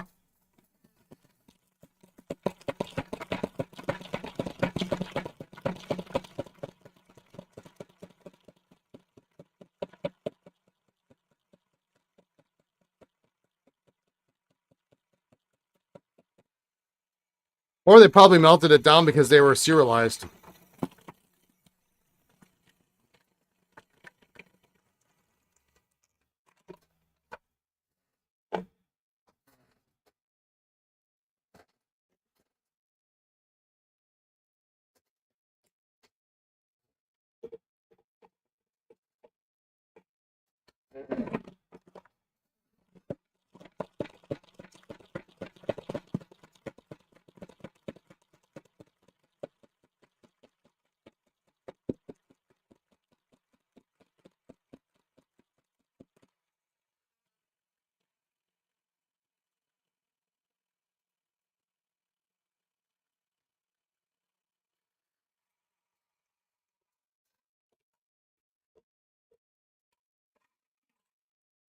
Yeah, but that Mont Blanc is insane.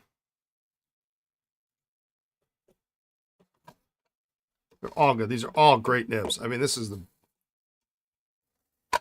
Sometimes you get pens and they're not all good. These are all really good.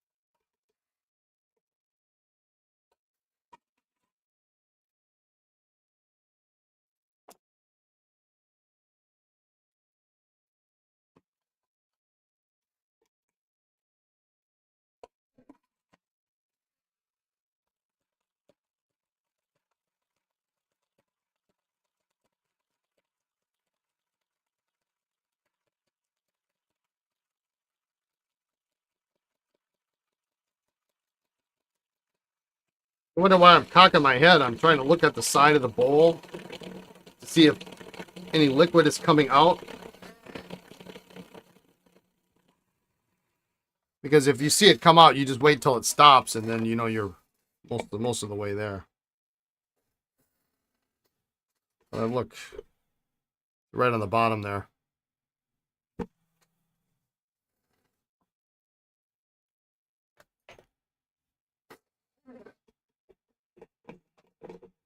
For some reason, it's a little harder to tell on this. I don't know if it's because it's a clear bowl, And most of the water most of the time, on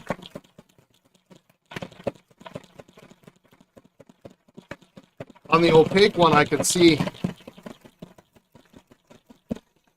what was coming out a lot easier than I can on this. And so most of the time the water's clear. You can't really see it.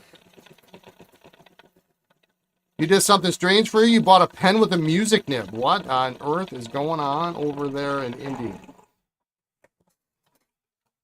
Why on earth would you do that? Need to know. Inquiring minds.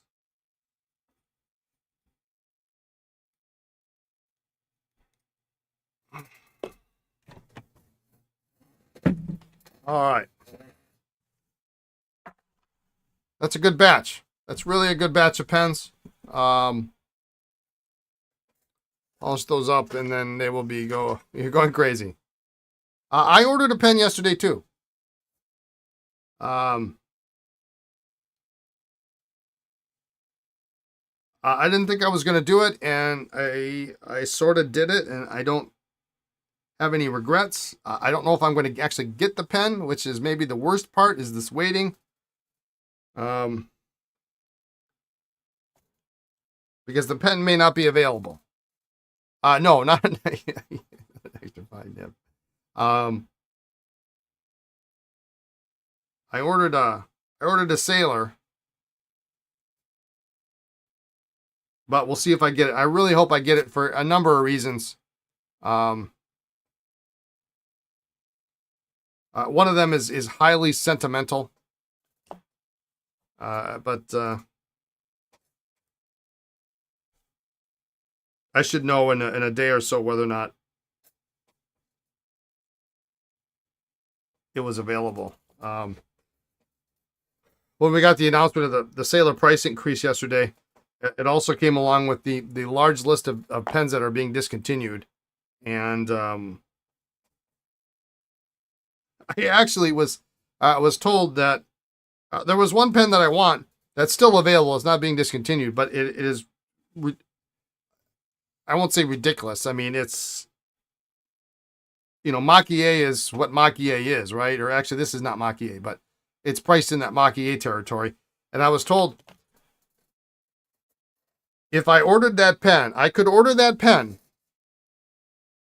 but then there would, in no way, shape, or form, would there be a trip to DC. So it was buy this pen and not go to DC, or I could choose something else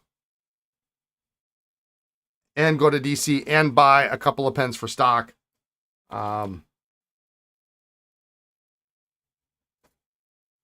And so I hope I get everything on my order. And I didn't, or I ordered 3, 4, 5, I ordered 6 pens yesterday. And it was not a small bill for 6 pens. The post office is still holding the priority mail package you shipped on Tuesday. Are they still snowed in?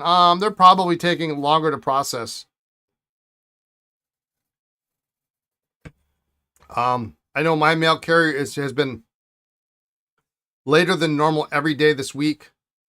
She's been at least an hour late every day, which is fine by me, but just as a reference point, she's an hour later than normal. And if anybody was like me, I had, not only did I have the weekend mail, Monday's usually a heavy mail day for me because I've got Saturday afternoon and all of Sunday and Monday morning.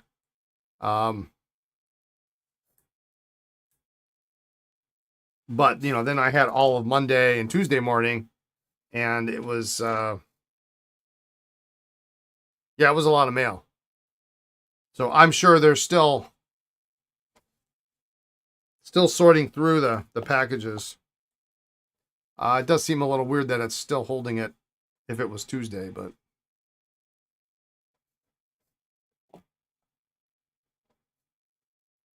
because they didn't operate here on Monday at all. I wasn't here, but they told me in advance. They're like, yeah, there's no way. We're not going to be out on Monday. I mean, nobody should have been on the road on Monday. That's how bad it was. I mean, normally you go like, okay, well, we're from Wisconsin. We're tough. We've seen this before. We can do this, whatever. Nobody was on the road. Sunday, Monday, you were an idiot. if you were on the road. I mean, I don't remember the last time I ever heard of a no tow ban or a tow ban. Easy by the pen. No one needs to go to DC. I need to stay married. Yeah, good time spent at the Slumberland. Yeah. I need to stay married. So I bought something that actually had some sentimental value to me. And a reminder of where I've come. From whence I've come. So I hope I get it. It would be very cool. And there's a cool story with it, and I won't tell you the story unless I get the pen. Because it doesn't make any sense if I don't get the pen. I won't tell you what it is because I don't want to jinx myself. Anyway, all right, so we got those done. What do we got to do here? FedEx isn't here.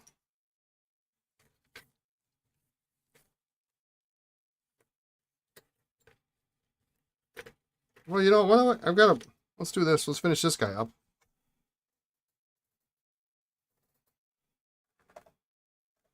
Apparently, I got 3/4 of the way done with this guy, and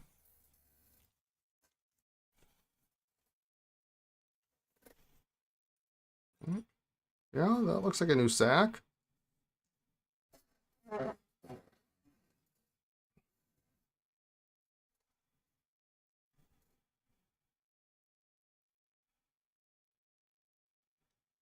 Brush this off. So this is a VS Vacuumatic successor.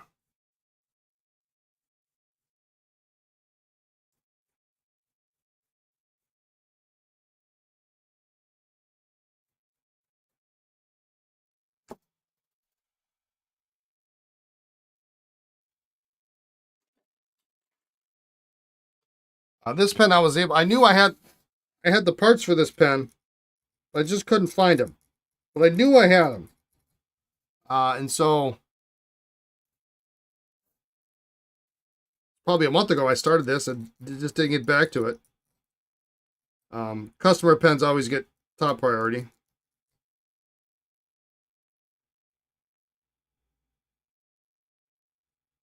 But then I finally found the part.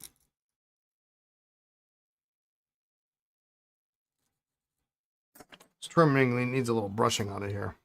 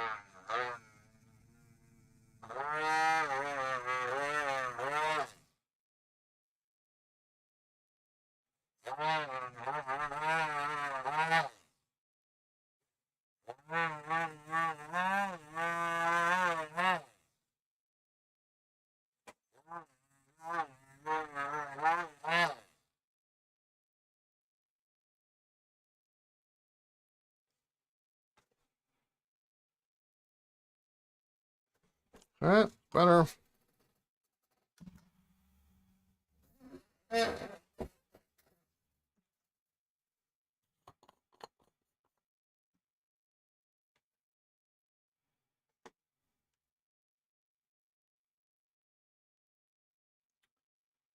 Do I recommend using Wienol for metal parts? I'm not familiar with Wienol. I'm assuming it's some kind of metal polish.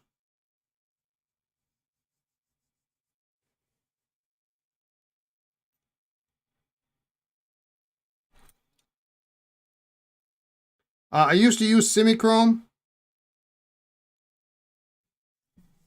I actually have some around here somewhere, but I don't use it as much. I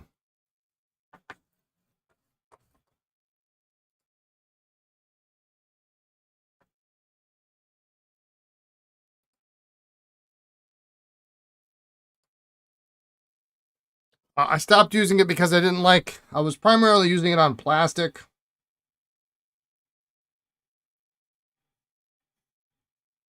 And I didn't like the kind of artificial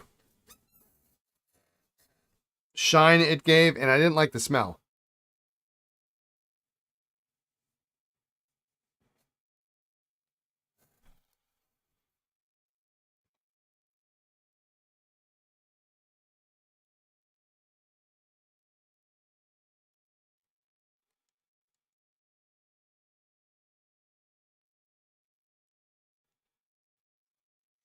All right, well, let's try this.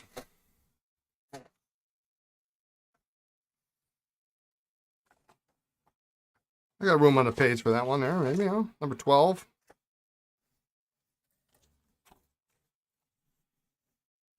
What do I use now? On metal, I mean, I've primarily switched almost entirely to microgloss. It doesn't always do as good a job on metal, but then I'm often, the metal I'm using is often, plated, which I don't want to use something aggressive like semichrome on anyway. So I'll impregnate the cloth first.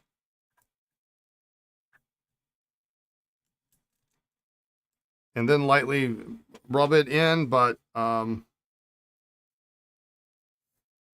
find microgloss works really well in many applications.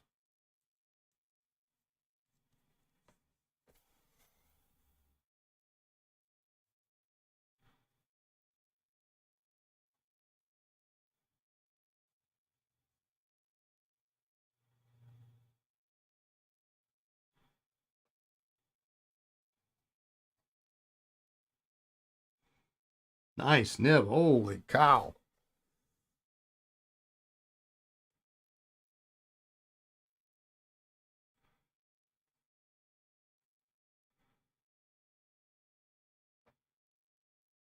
Yeah, I always get 5 and 1. I use 5 more than 1, but sometimes you need 1.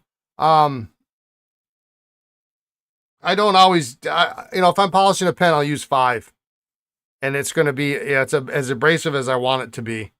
If I really, really, really, really want to spend the time, then I'll use 1. But sometimes you use 1. 1's got its applications too. If you get both, then, then you're set.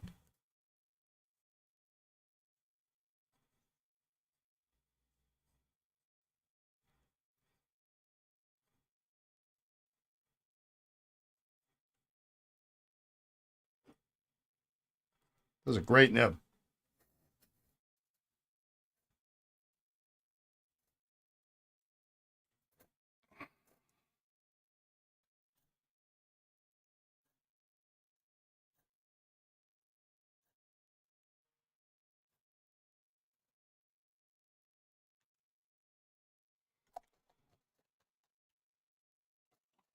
Well, that was easier than anticipated. At least I got that one off. This one is sitting in this single tray on a stack of stuff forever.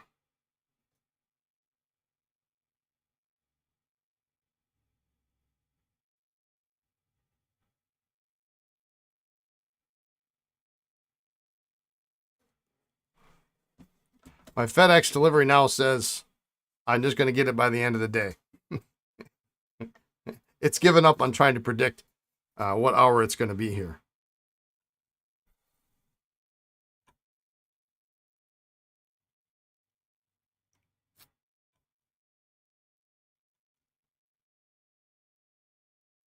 You think about getting that Aurora Optima with the extra fine nib? You want to see it? You want to see me write with it? I can dip it.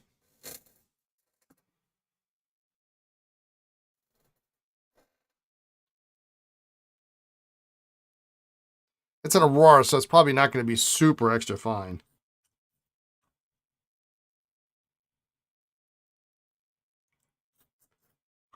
Definitely not like a Japanese. Okay, let me spin this pen out here, and then I'm going to go grab it.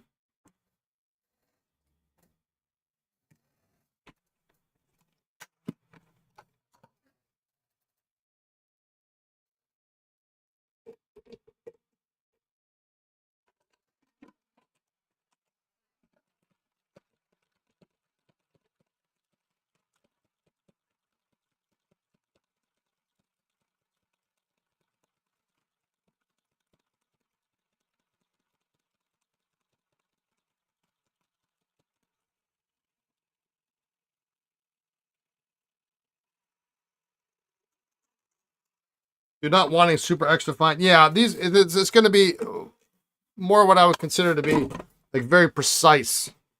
Not like I say, not Japanese extra fine. I'm going to polish this a little bit later anyway, so we'll leave that open. Let me go grab the pen. I know where it is. I'll be right back.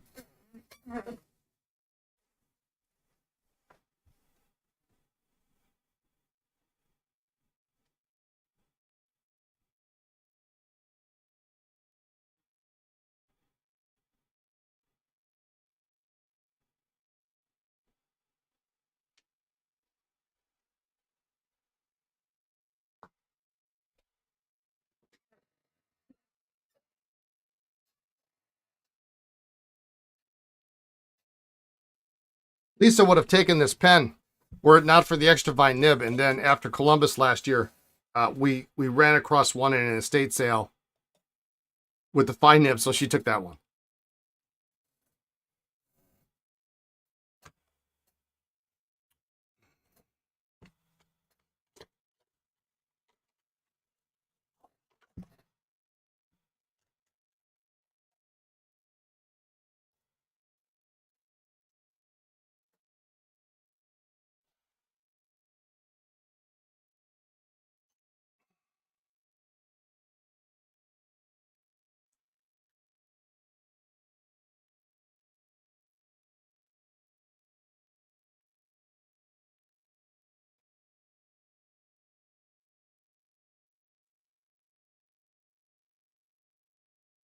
Yeah, I just fill it up about halfway. That way there's no question of...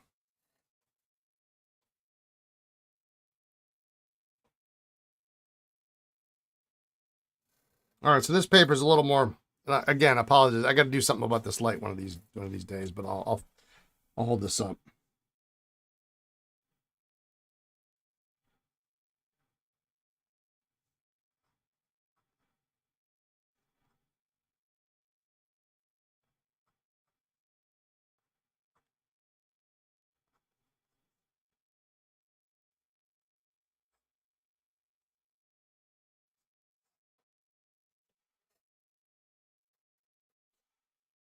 Hang on.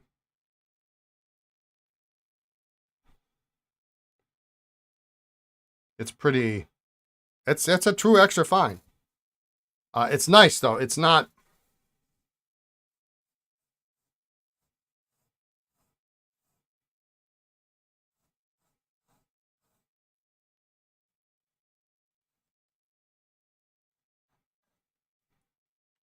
I guess it's... Well, you can flex any nib once. So... What?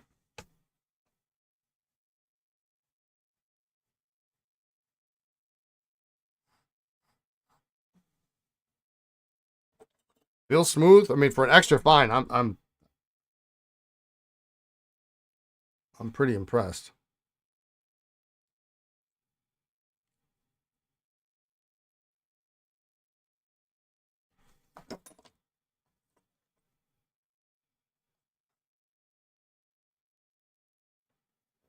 Yeah, that's if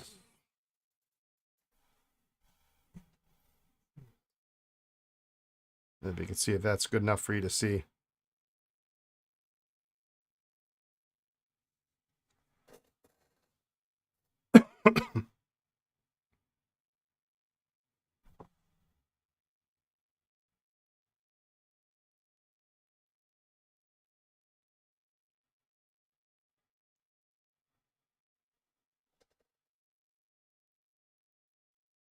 Yeah, absolutely.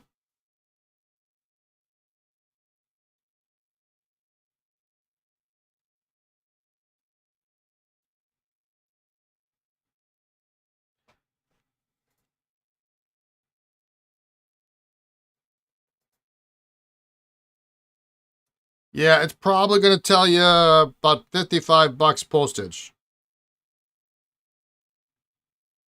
which I found to be roughly pretty spot on. So, in fact, I'm certain that's what it's going to tell you. That's kind of my top threshold for packages.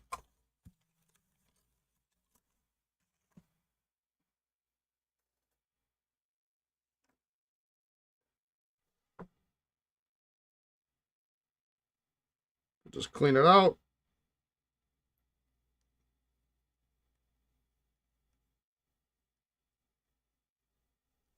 Piston works nice and smooth.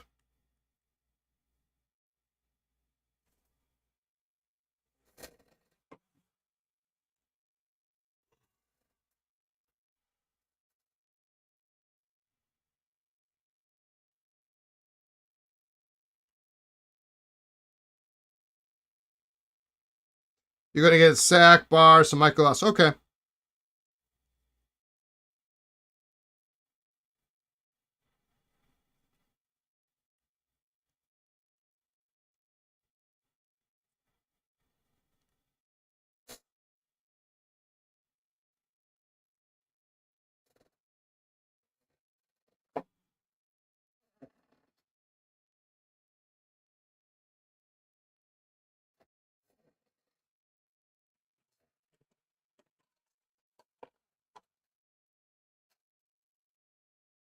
Yeah, there's no box. And the boxes on these are ridiculous. I don't know if that's going to work.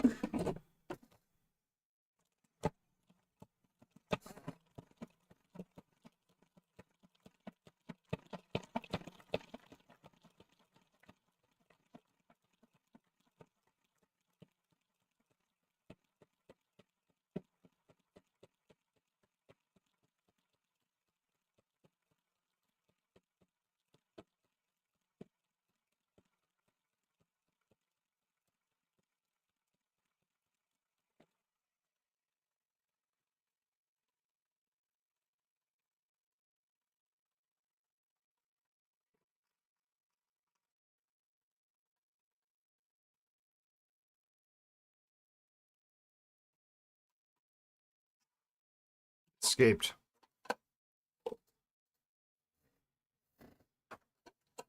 Speaking of spinners, to get pilot frictions to restart, I wrap a string around it under the clip and jam the two ends in a drill chuck.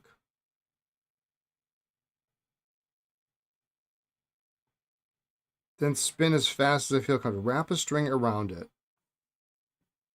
under the clip and jam the two ends in a... Well, I can't picture that, but that, if that works, that's a cool hack, huh?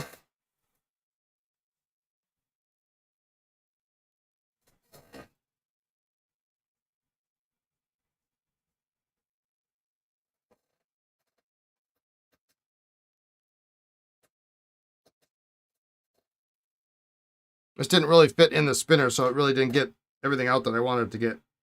So I'm going to take it apart.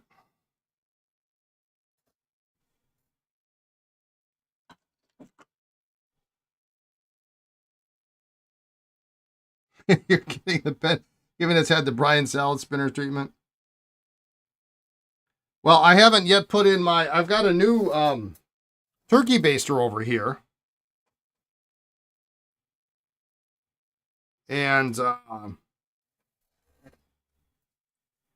plan on cutting it so that I can fit, because what happens is this fits the turkey baster up to here, so it doesn't really slot in very well. So I need a bigger turkey baster for pens that are larger size, like this. So this is going to get the old hand flicking the garbage can treatment.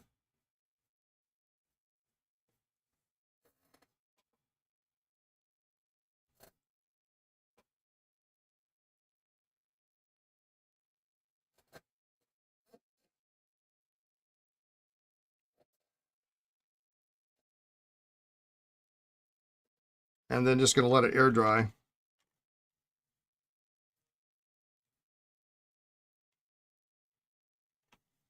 But it'll be ready to ship out to you tomorrow.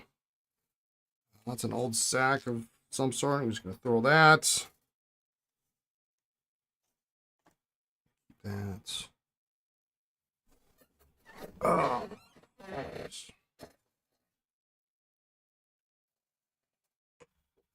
I think one of those Volex just left the building.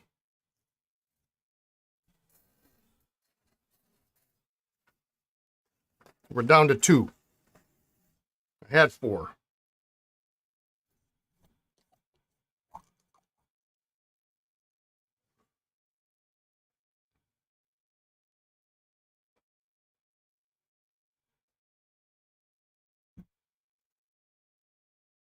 I'm going to polish this real quick because it's really it's dull.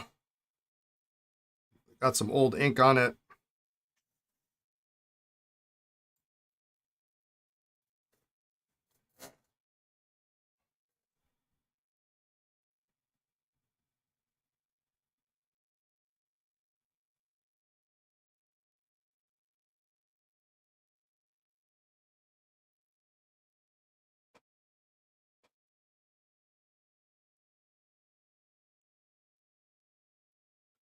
I do believe this is the very last VS that I have. I had a bunch of them. I had a couple in rust, a couple gray, black. Might have had 3 in rust even, which is really a great color, especially with the gold cap.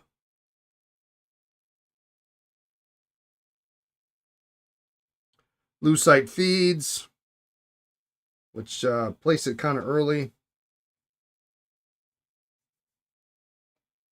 I think the Lucite were the first year of production. Memory serves.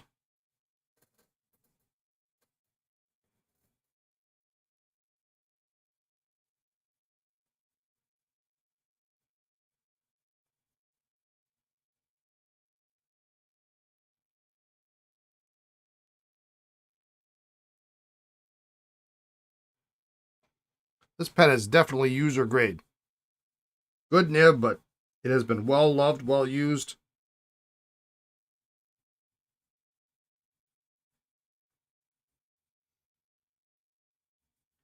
I don't even think the buffing wheel is going to be a good option for it. Yeah, salad spinner definitely makes swapping inks faster. Absolutely.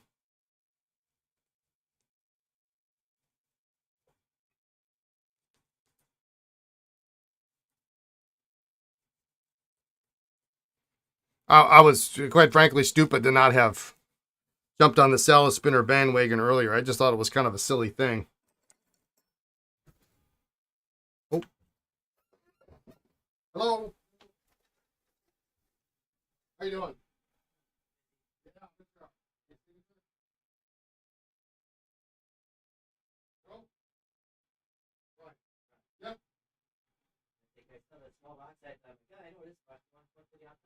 Yeah. They usually do, yeah. Great. Thank you so much. You too.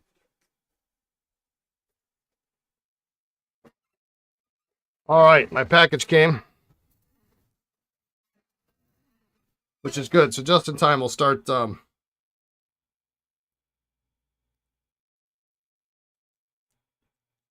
start on that pen.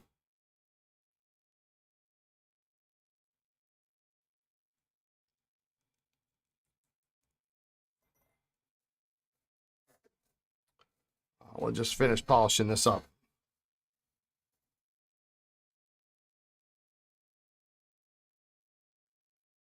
You had Pelican Blue Black in the pen, and it wasn't a great combo. Too dry for the pen. Yeah, Pelican Blue Black can be that way, right?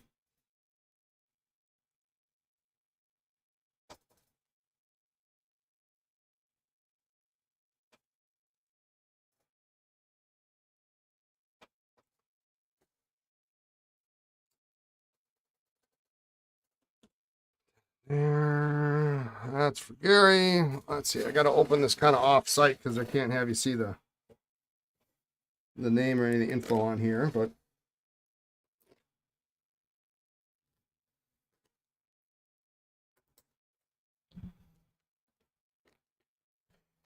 it is well boxed. When I tell people to send me stuff, I say boxed, well packaged, in a box.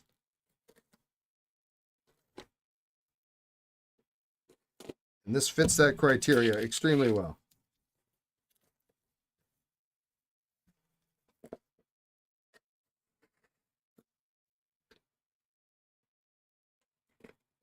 So if you're watching, so far so good. I just got to cut your name off the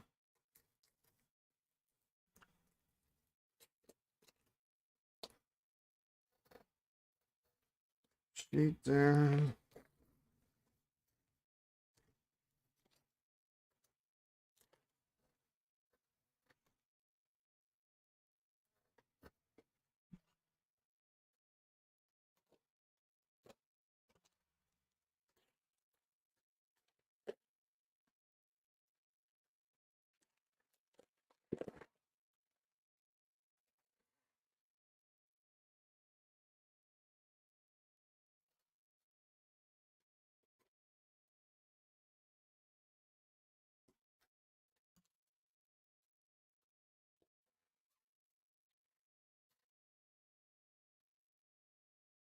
Okay. Well packaged. Cute little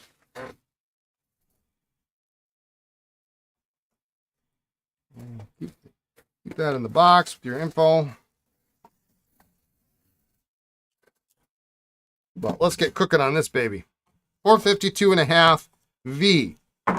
Best pocket, slender, ring top.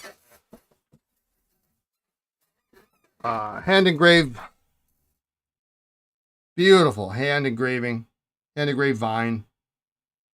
Including the lever.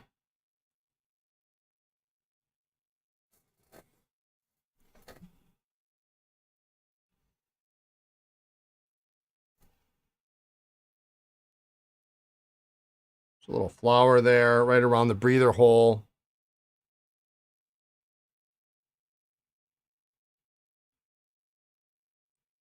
Hand engraving on the lever there.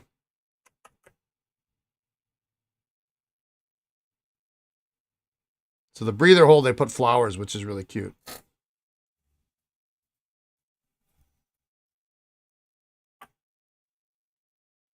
All right.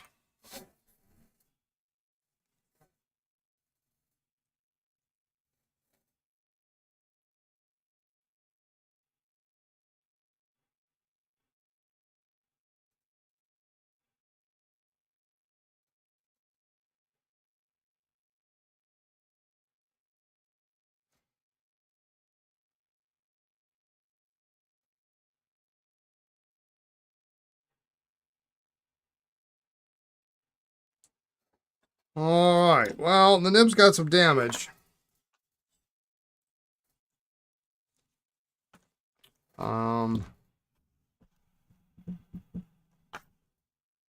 But let's get it open. Maybe we can save it. I mean, we can't really save it, but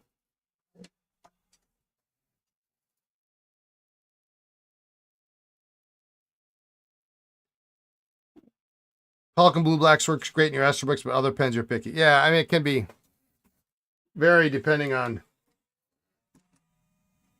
the pen, and it's weird, right? Have you gotten any further with the new vac pumps that you want to have made and sell? I gave out 2 in Baltimore, and I was going to get back to those folks and see if they've had a chance to use them yet.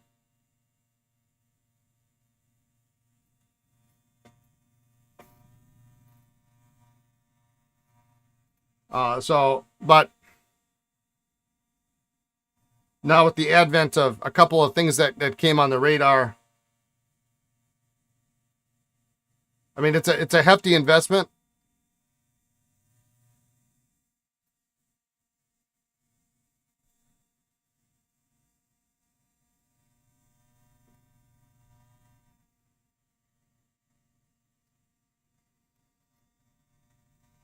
So we'll see. I do need feedback on them though before I proceed any further. The one I used was pretty good.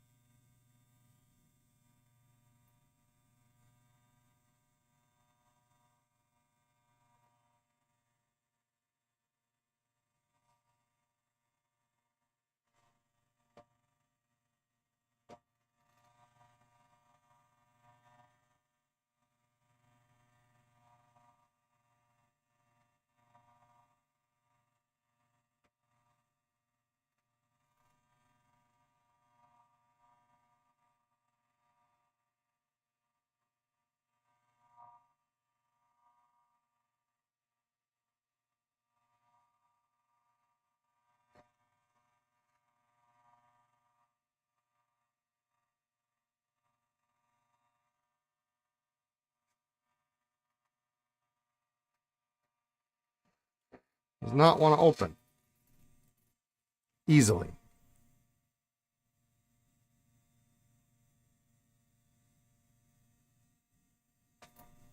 I don't see any adhesive though. I think it's just probably.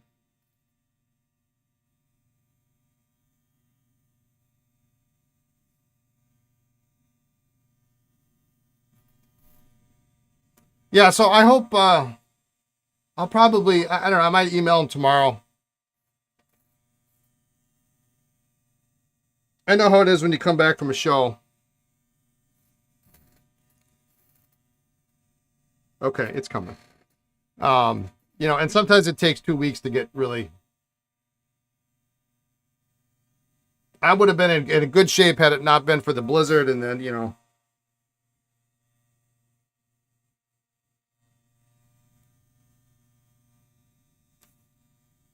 All right, there we go.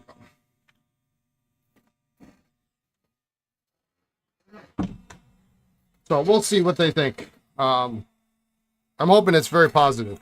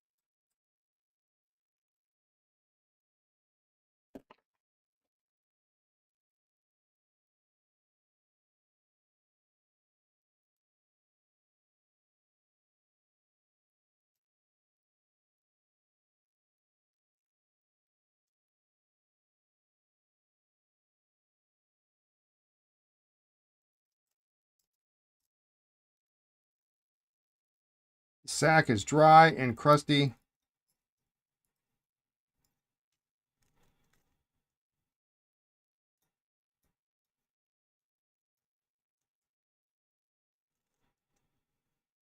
And even after you've got a lot out and the lever moves, you really don't want to move the lever. Because, I mean, look how big that piece is that came out. That came out only after I got all the rest of this crap out, which means it was still stuck on something.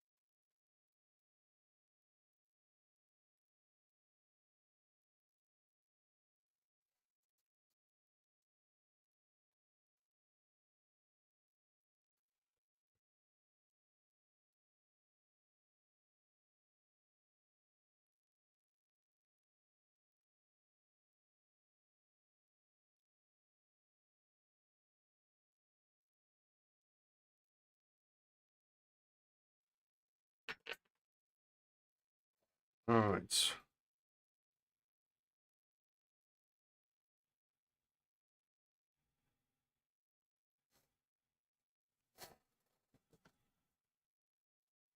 There was still some more stuff.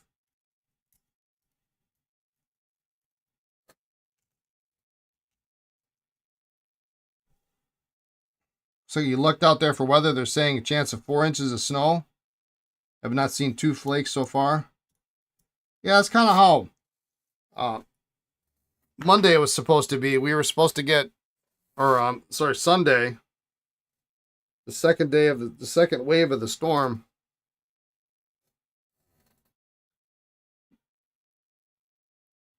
And we really didn't get much. They said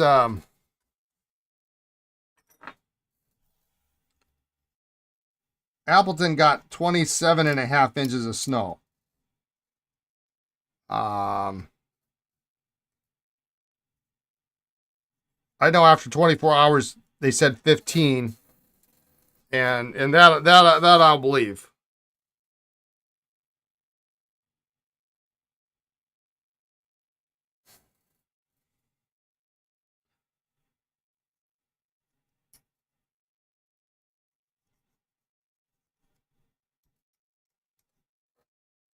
But I don't know that we got an extra 12 inches on Sunday.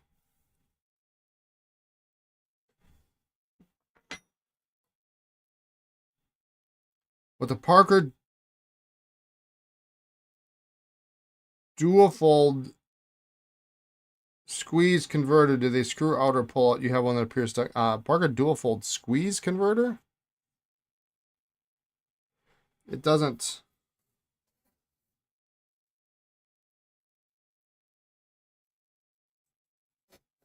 I'm confused.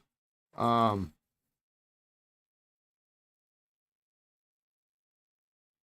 you talking a modern? A modern dual fold wouldn't have a squeeze converter.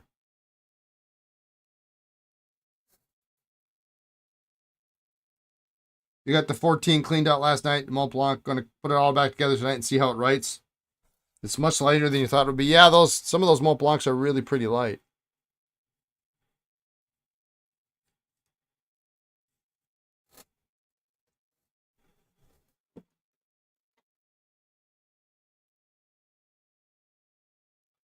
Oh, metal U-shaper on the sack, vintage. And it's on a dual fold?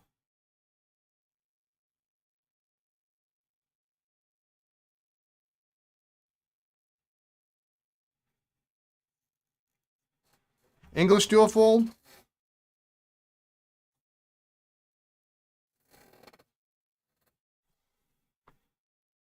Those are not technically converters. Yeah, it's not really a converter. Hang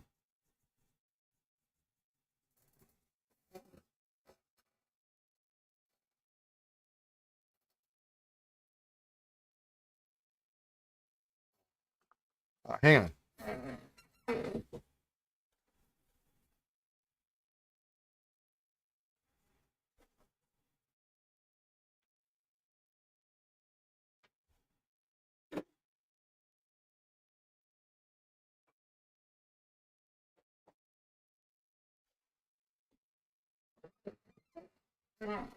One like this, maybe only not half as terrible.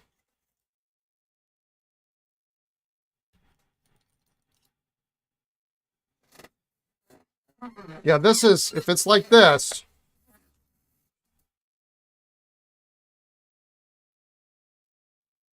this part is friction fit on this. It should be friction fit on this section.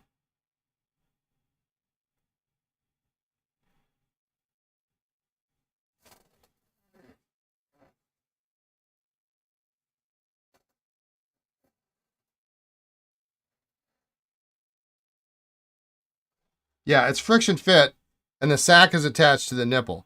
So it's not a converter. It's just a housing over a.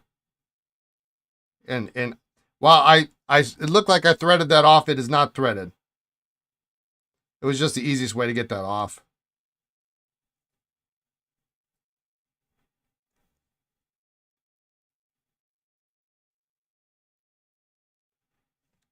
This one I was hoping was in better condition when I first saw it, but when I got it, apparently it has this crack all the way through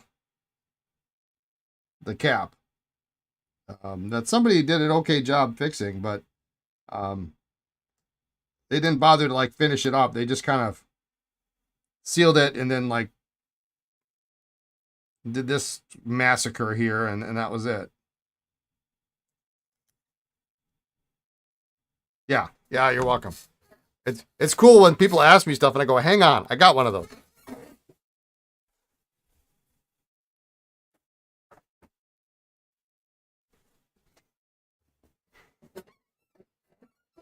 Yeah, I just got 2 of those last week.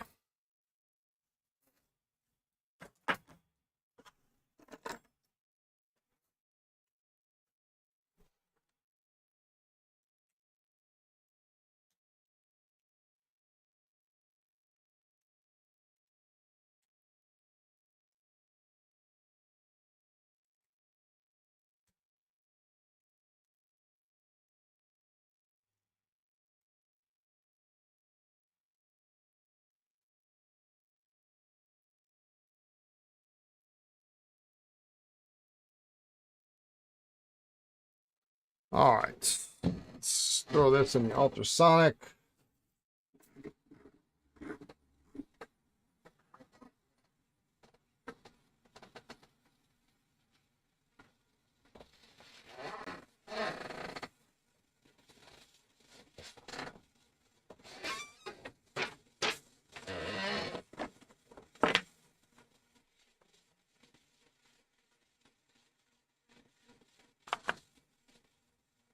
So it's a little too thin. You take a little bit of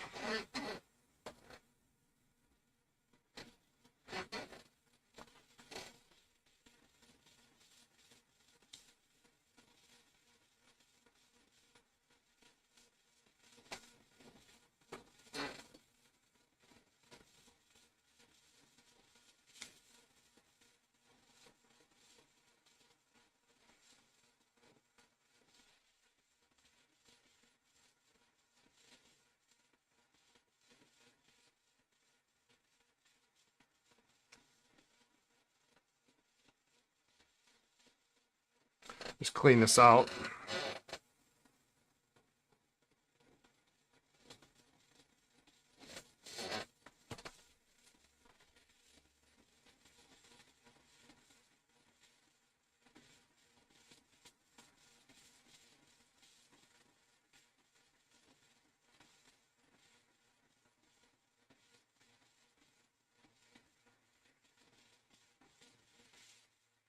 Looks like the pen has been polished.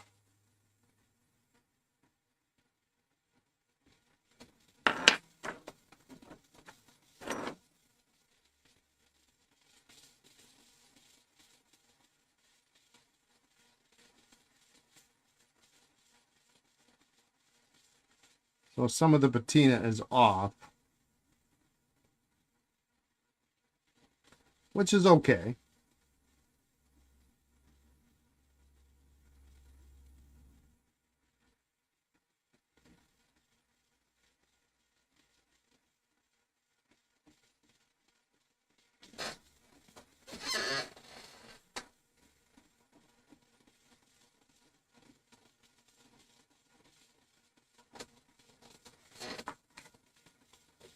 It will oxidize over time.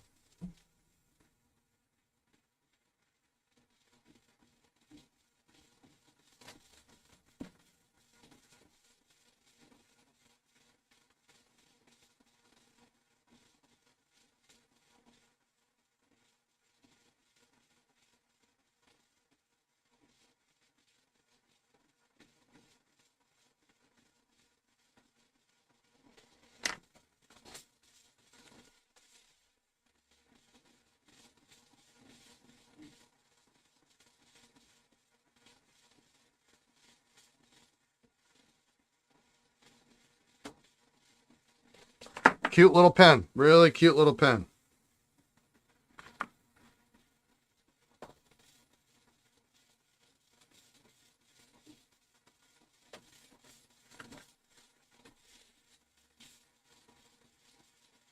Tell your mother-in-law that your viewers want an appearance of her on the live stream tomorrow. She will be here.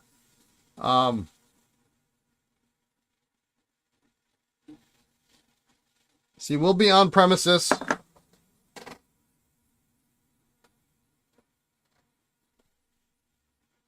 So she might make an appearance. The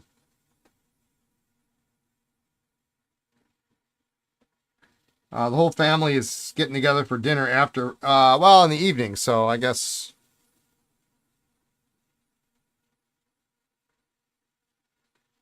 I don't know what we're going to do tomorrow afternoon.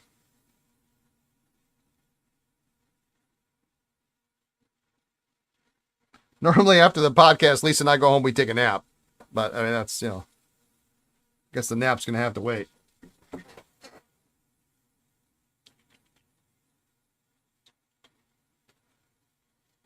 Reasonably clean on the inside of this cap.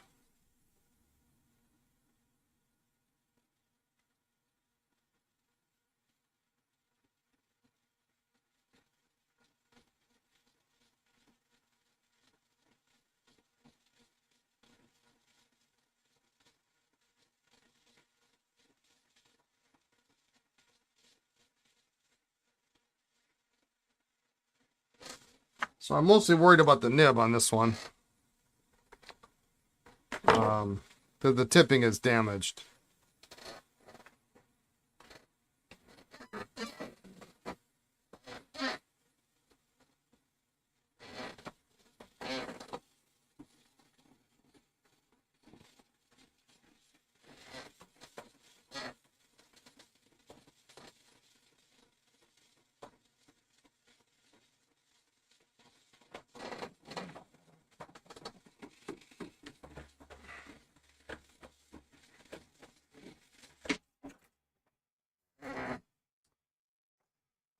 So it only makes sense to knock it out.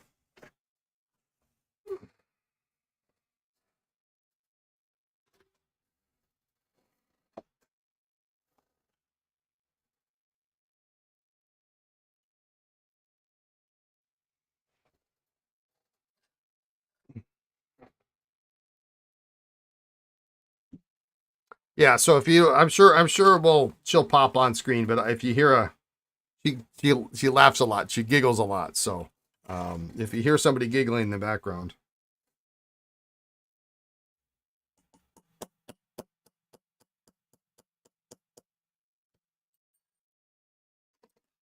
that's her.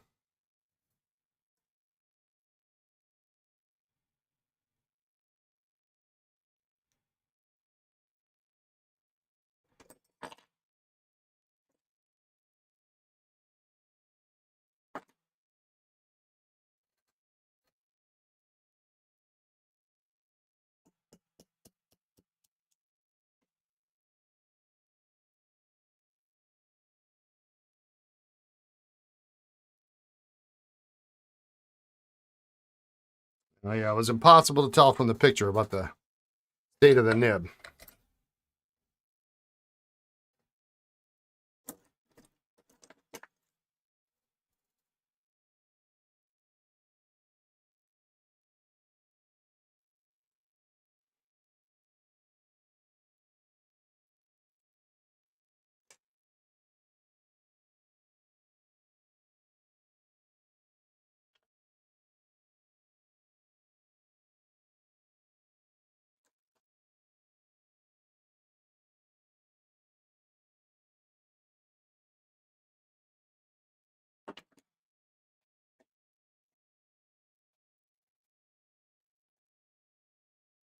Gonna throw that in the DX.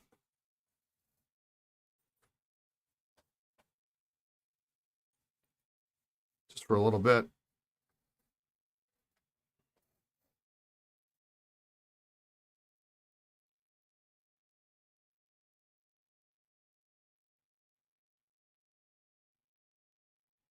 Excuse me while I take care of something here.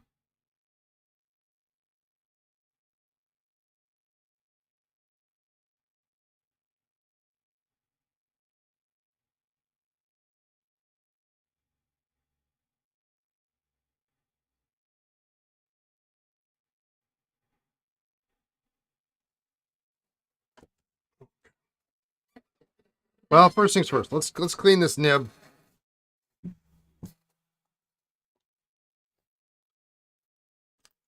So at least we don't have to worry about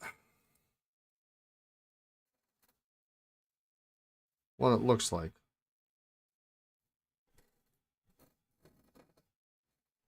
Got another palette short on the way. You've got black, aqua, and red pink in each, the plain model and the one with the Zogan. Oh, cool.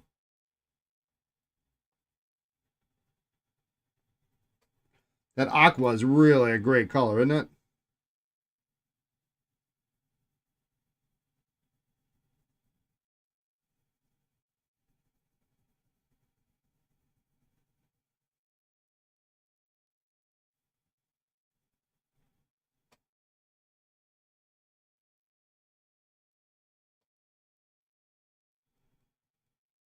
know there's a little patina on here, but it's...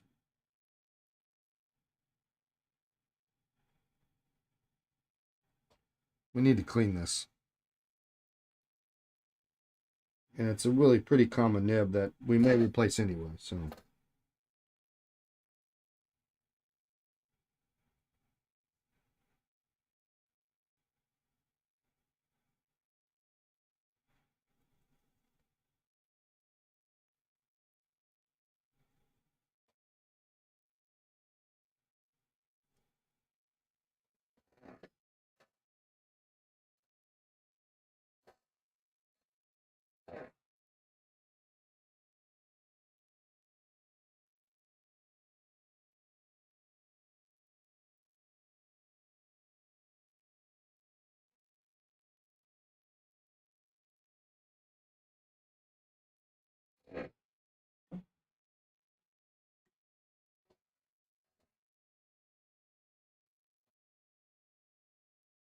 Yeah, would have been impossible to see that in the pictures, I don't think. Okay. What are we going to do with you?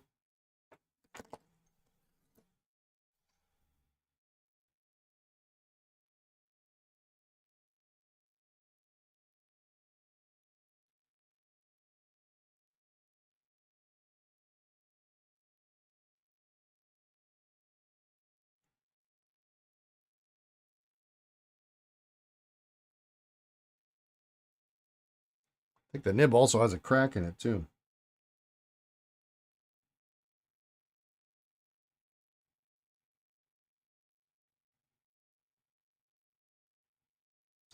Yeah, so there's a crack, oddly enough, in the middle of the nib. It extends well into the shaft, below the tooth, through New York, and actually comes up to the vertical part of the letter E. Like you almost can't see it.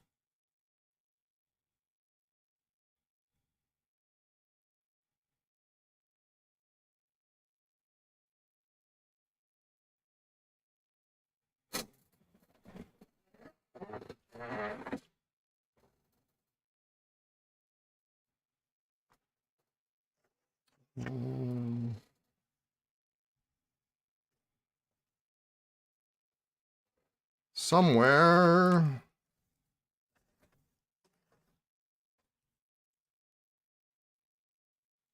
I had saved this for another project, so.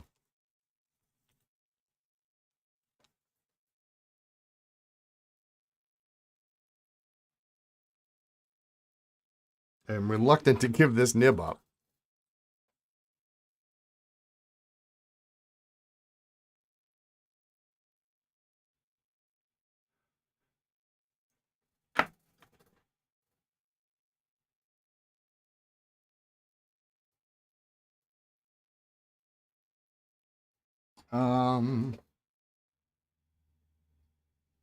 But now that I think about it, I probably have another nib.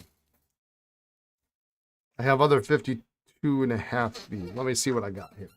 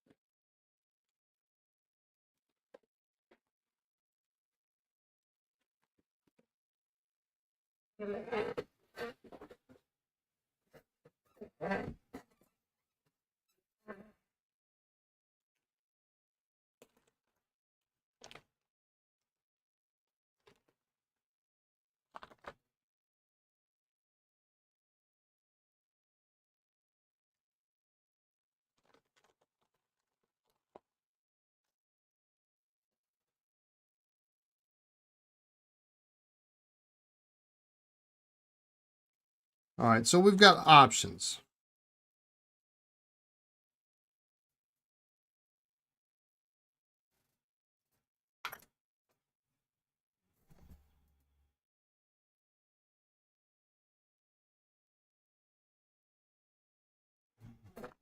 Definitely not that one.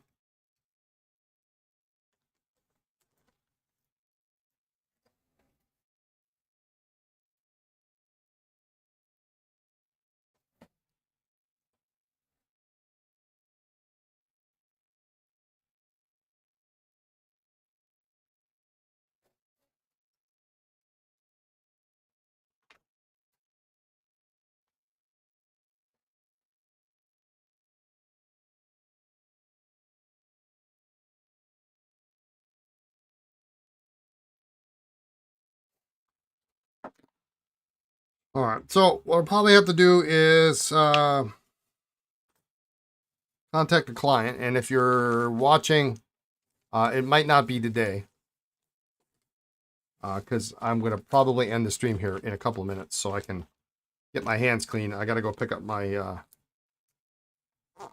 my mother-in-law, and she's going to be here. She's literally going to be flying in about an hour. So if you're watching, I'll get in touch with you. Let you know what the options are. But I think we'd be best served to replace this nib. Tipping is gone. Tipping is gone, and there's a crack that has developed on the inside of the nib, which means as we apply pressure by putting it back in the section, it could crack further. It has, oddly enough, it's only in the middle. Oh, you placed your order for the pen. Okay, great. Thank you.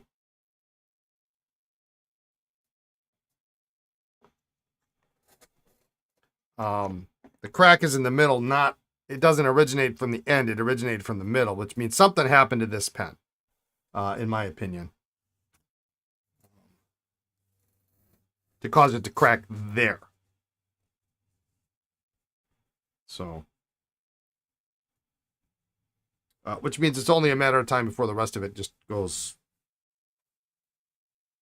and leaves us for the great gig in the sky.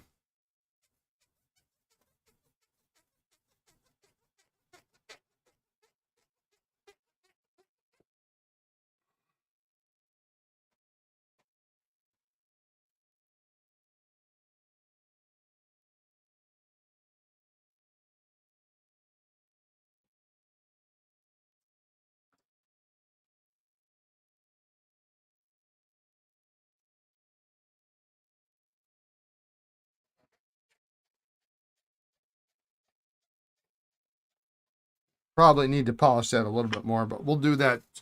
No, we won't do it tomorrow. We will look at it on Monday, because tomorrow is our podcast. This is such a weird week. I keep feeling like today is Thursday. I keep feeling like today's Wednesday or some other day of the week, because I didn't really do much on Monday. I kind of just took the day off. I figured as long as I can't get into work, I did like maybe an hour's worth of work. I had some price changes, and I didn't do them until like, I don't know, 4 or 5 o'clock in the afternoon. And that was that. So, but anyway, so Monday we will do, I got a tray of Vax, but that I started, I don't know, a month ago, maybe. I really want to see if I could pound through some of the, make sure I've got all the Baltimore pens kind of rounded up, that anybody was interested in. I want to get them done. So, so at least if you're interested, you can take advantage of them. If not, well, that's whatever. But maybe we'll do those Vax Monday. Maybe I'll find something else. I'd like to get them off my bench, so maybe we'll do those. We'll see. So I got 3:45 here. Gives me enough time to finish my coffee, clean up my hands. Gotta look clean. And that's it. So tomorrow, podcast 1:30 p.m. Usual shenanigans. I can't think of anything special nothing special that we're launching, or any special news that you don't already know about through listening to this stream, which is where you get the news in advance.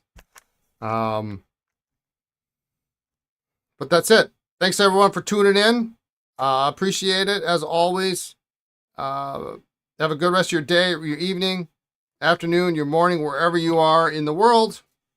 Be kind, be well, and we will see you tomorrow at the podcast. All right, take care, everyone. Bye now.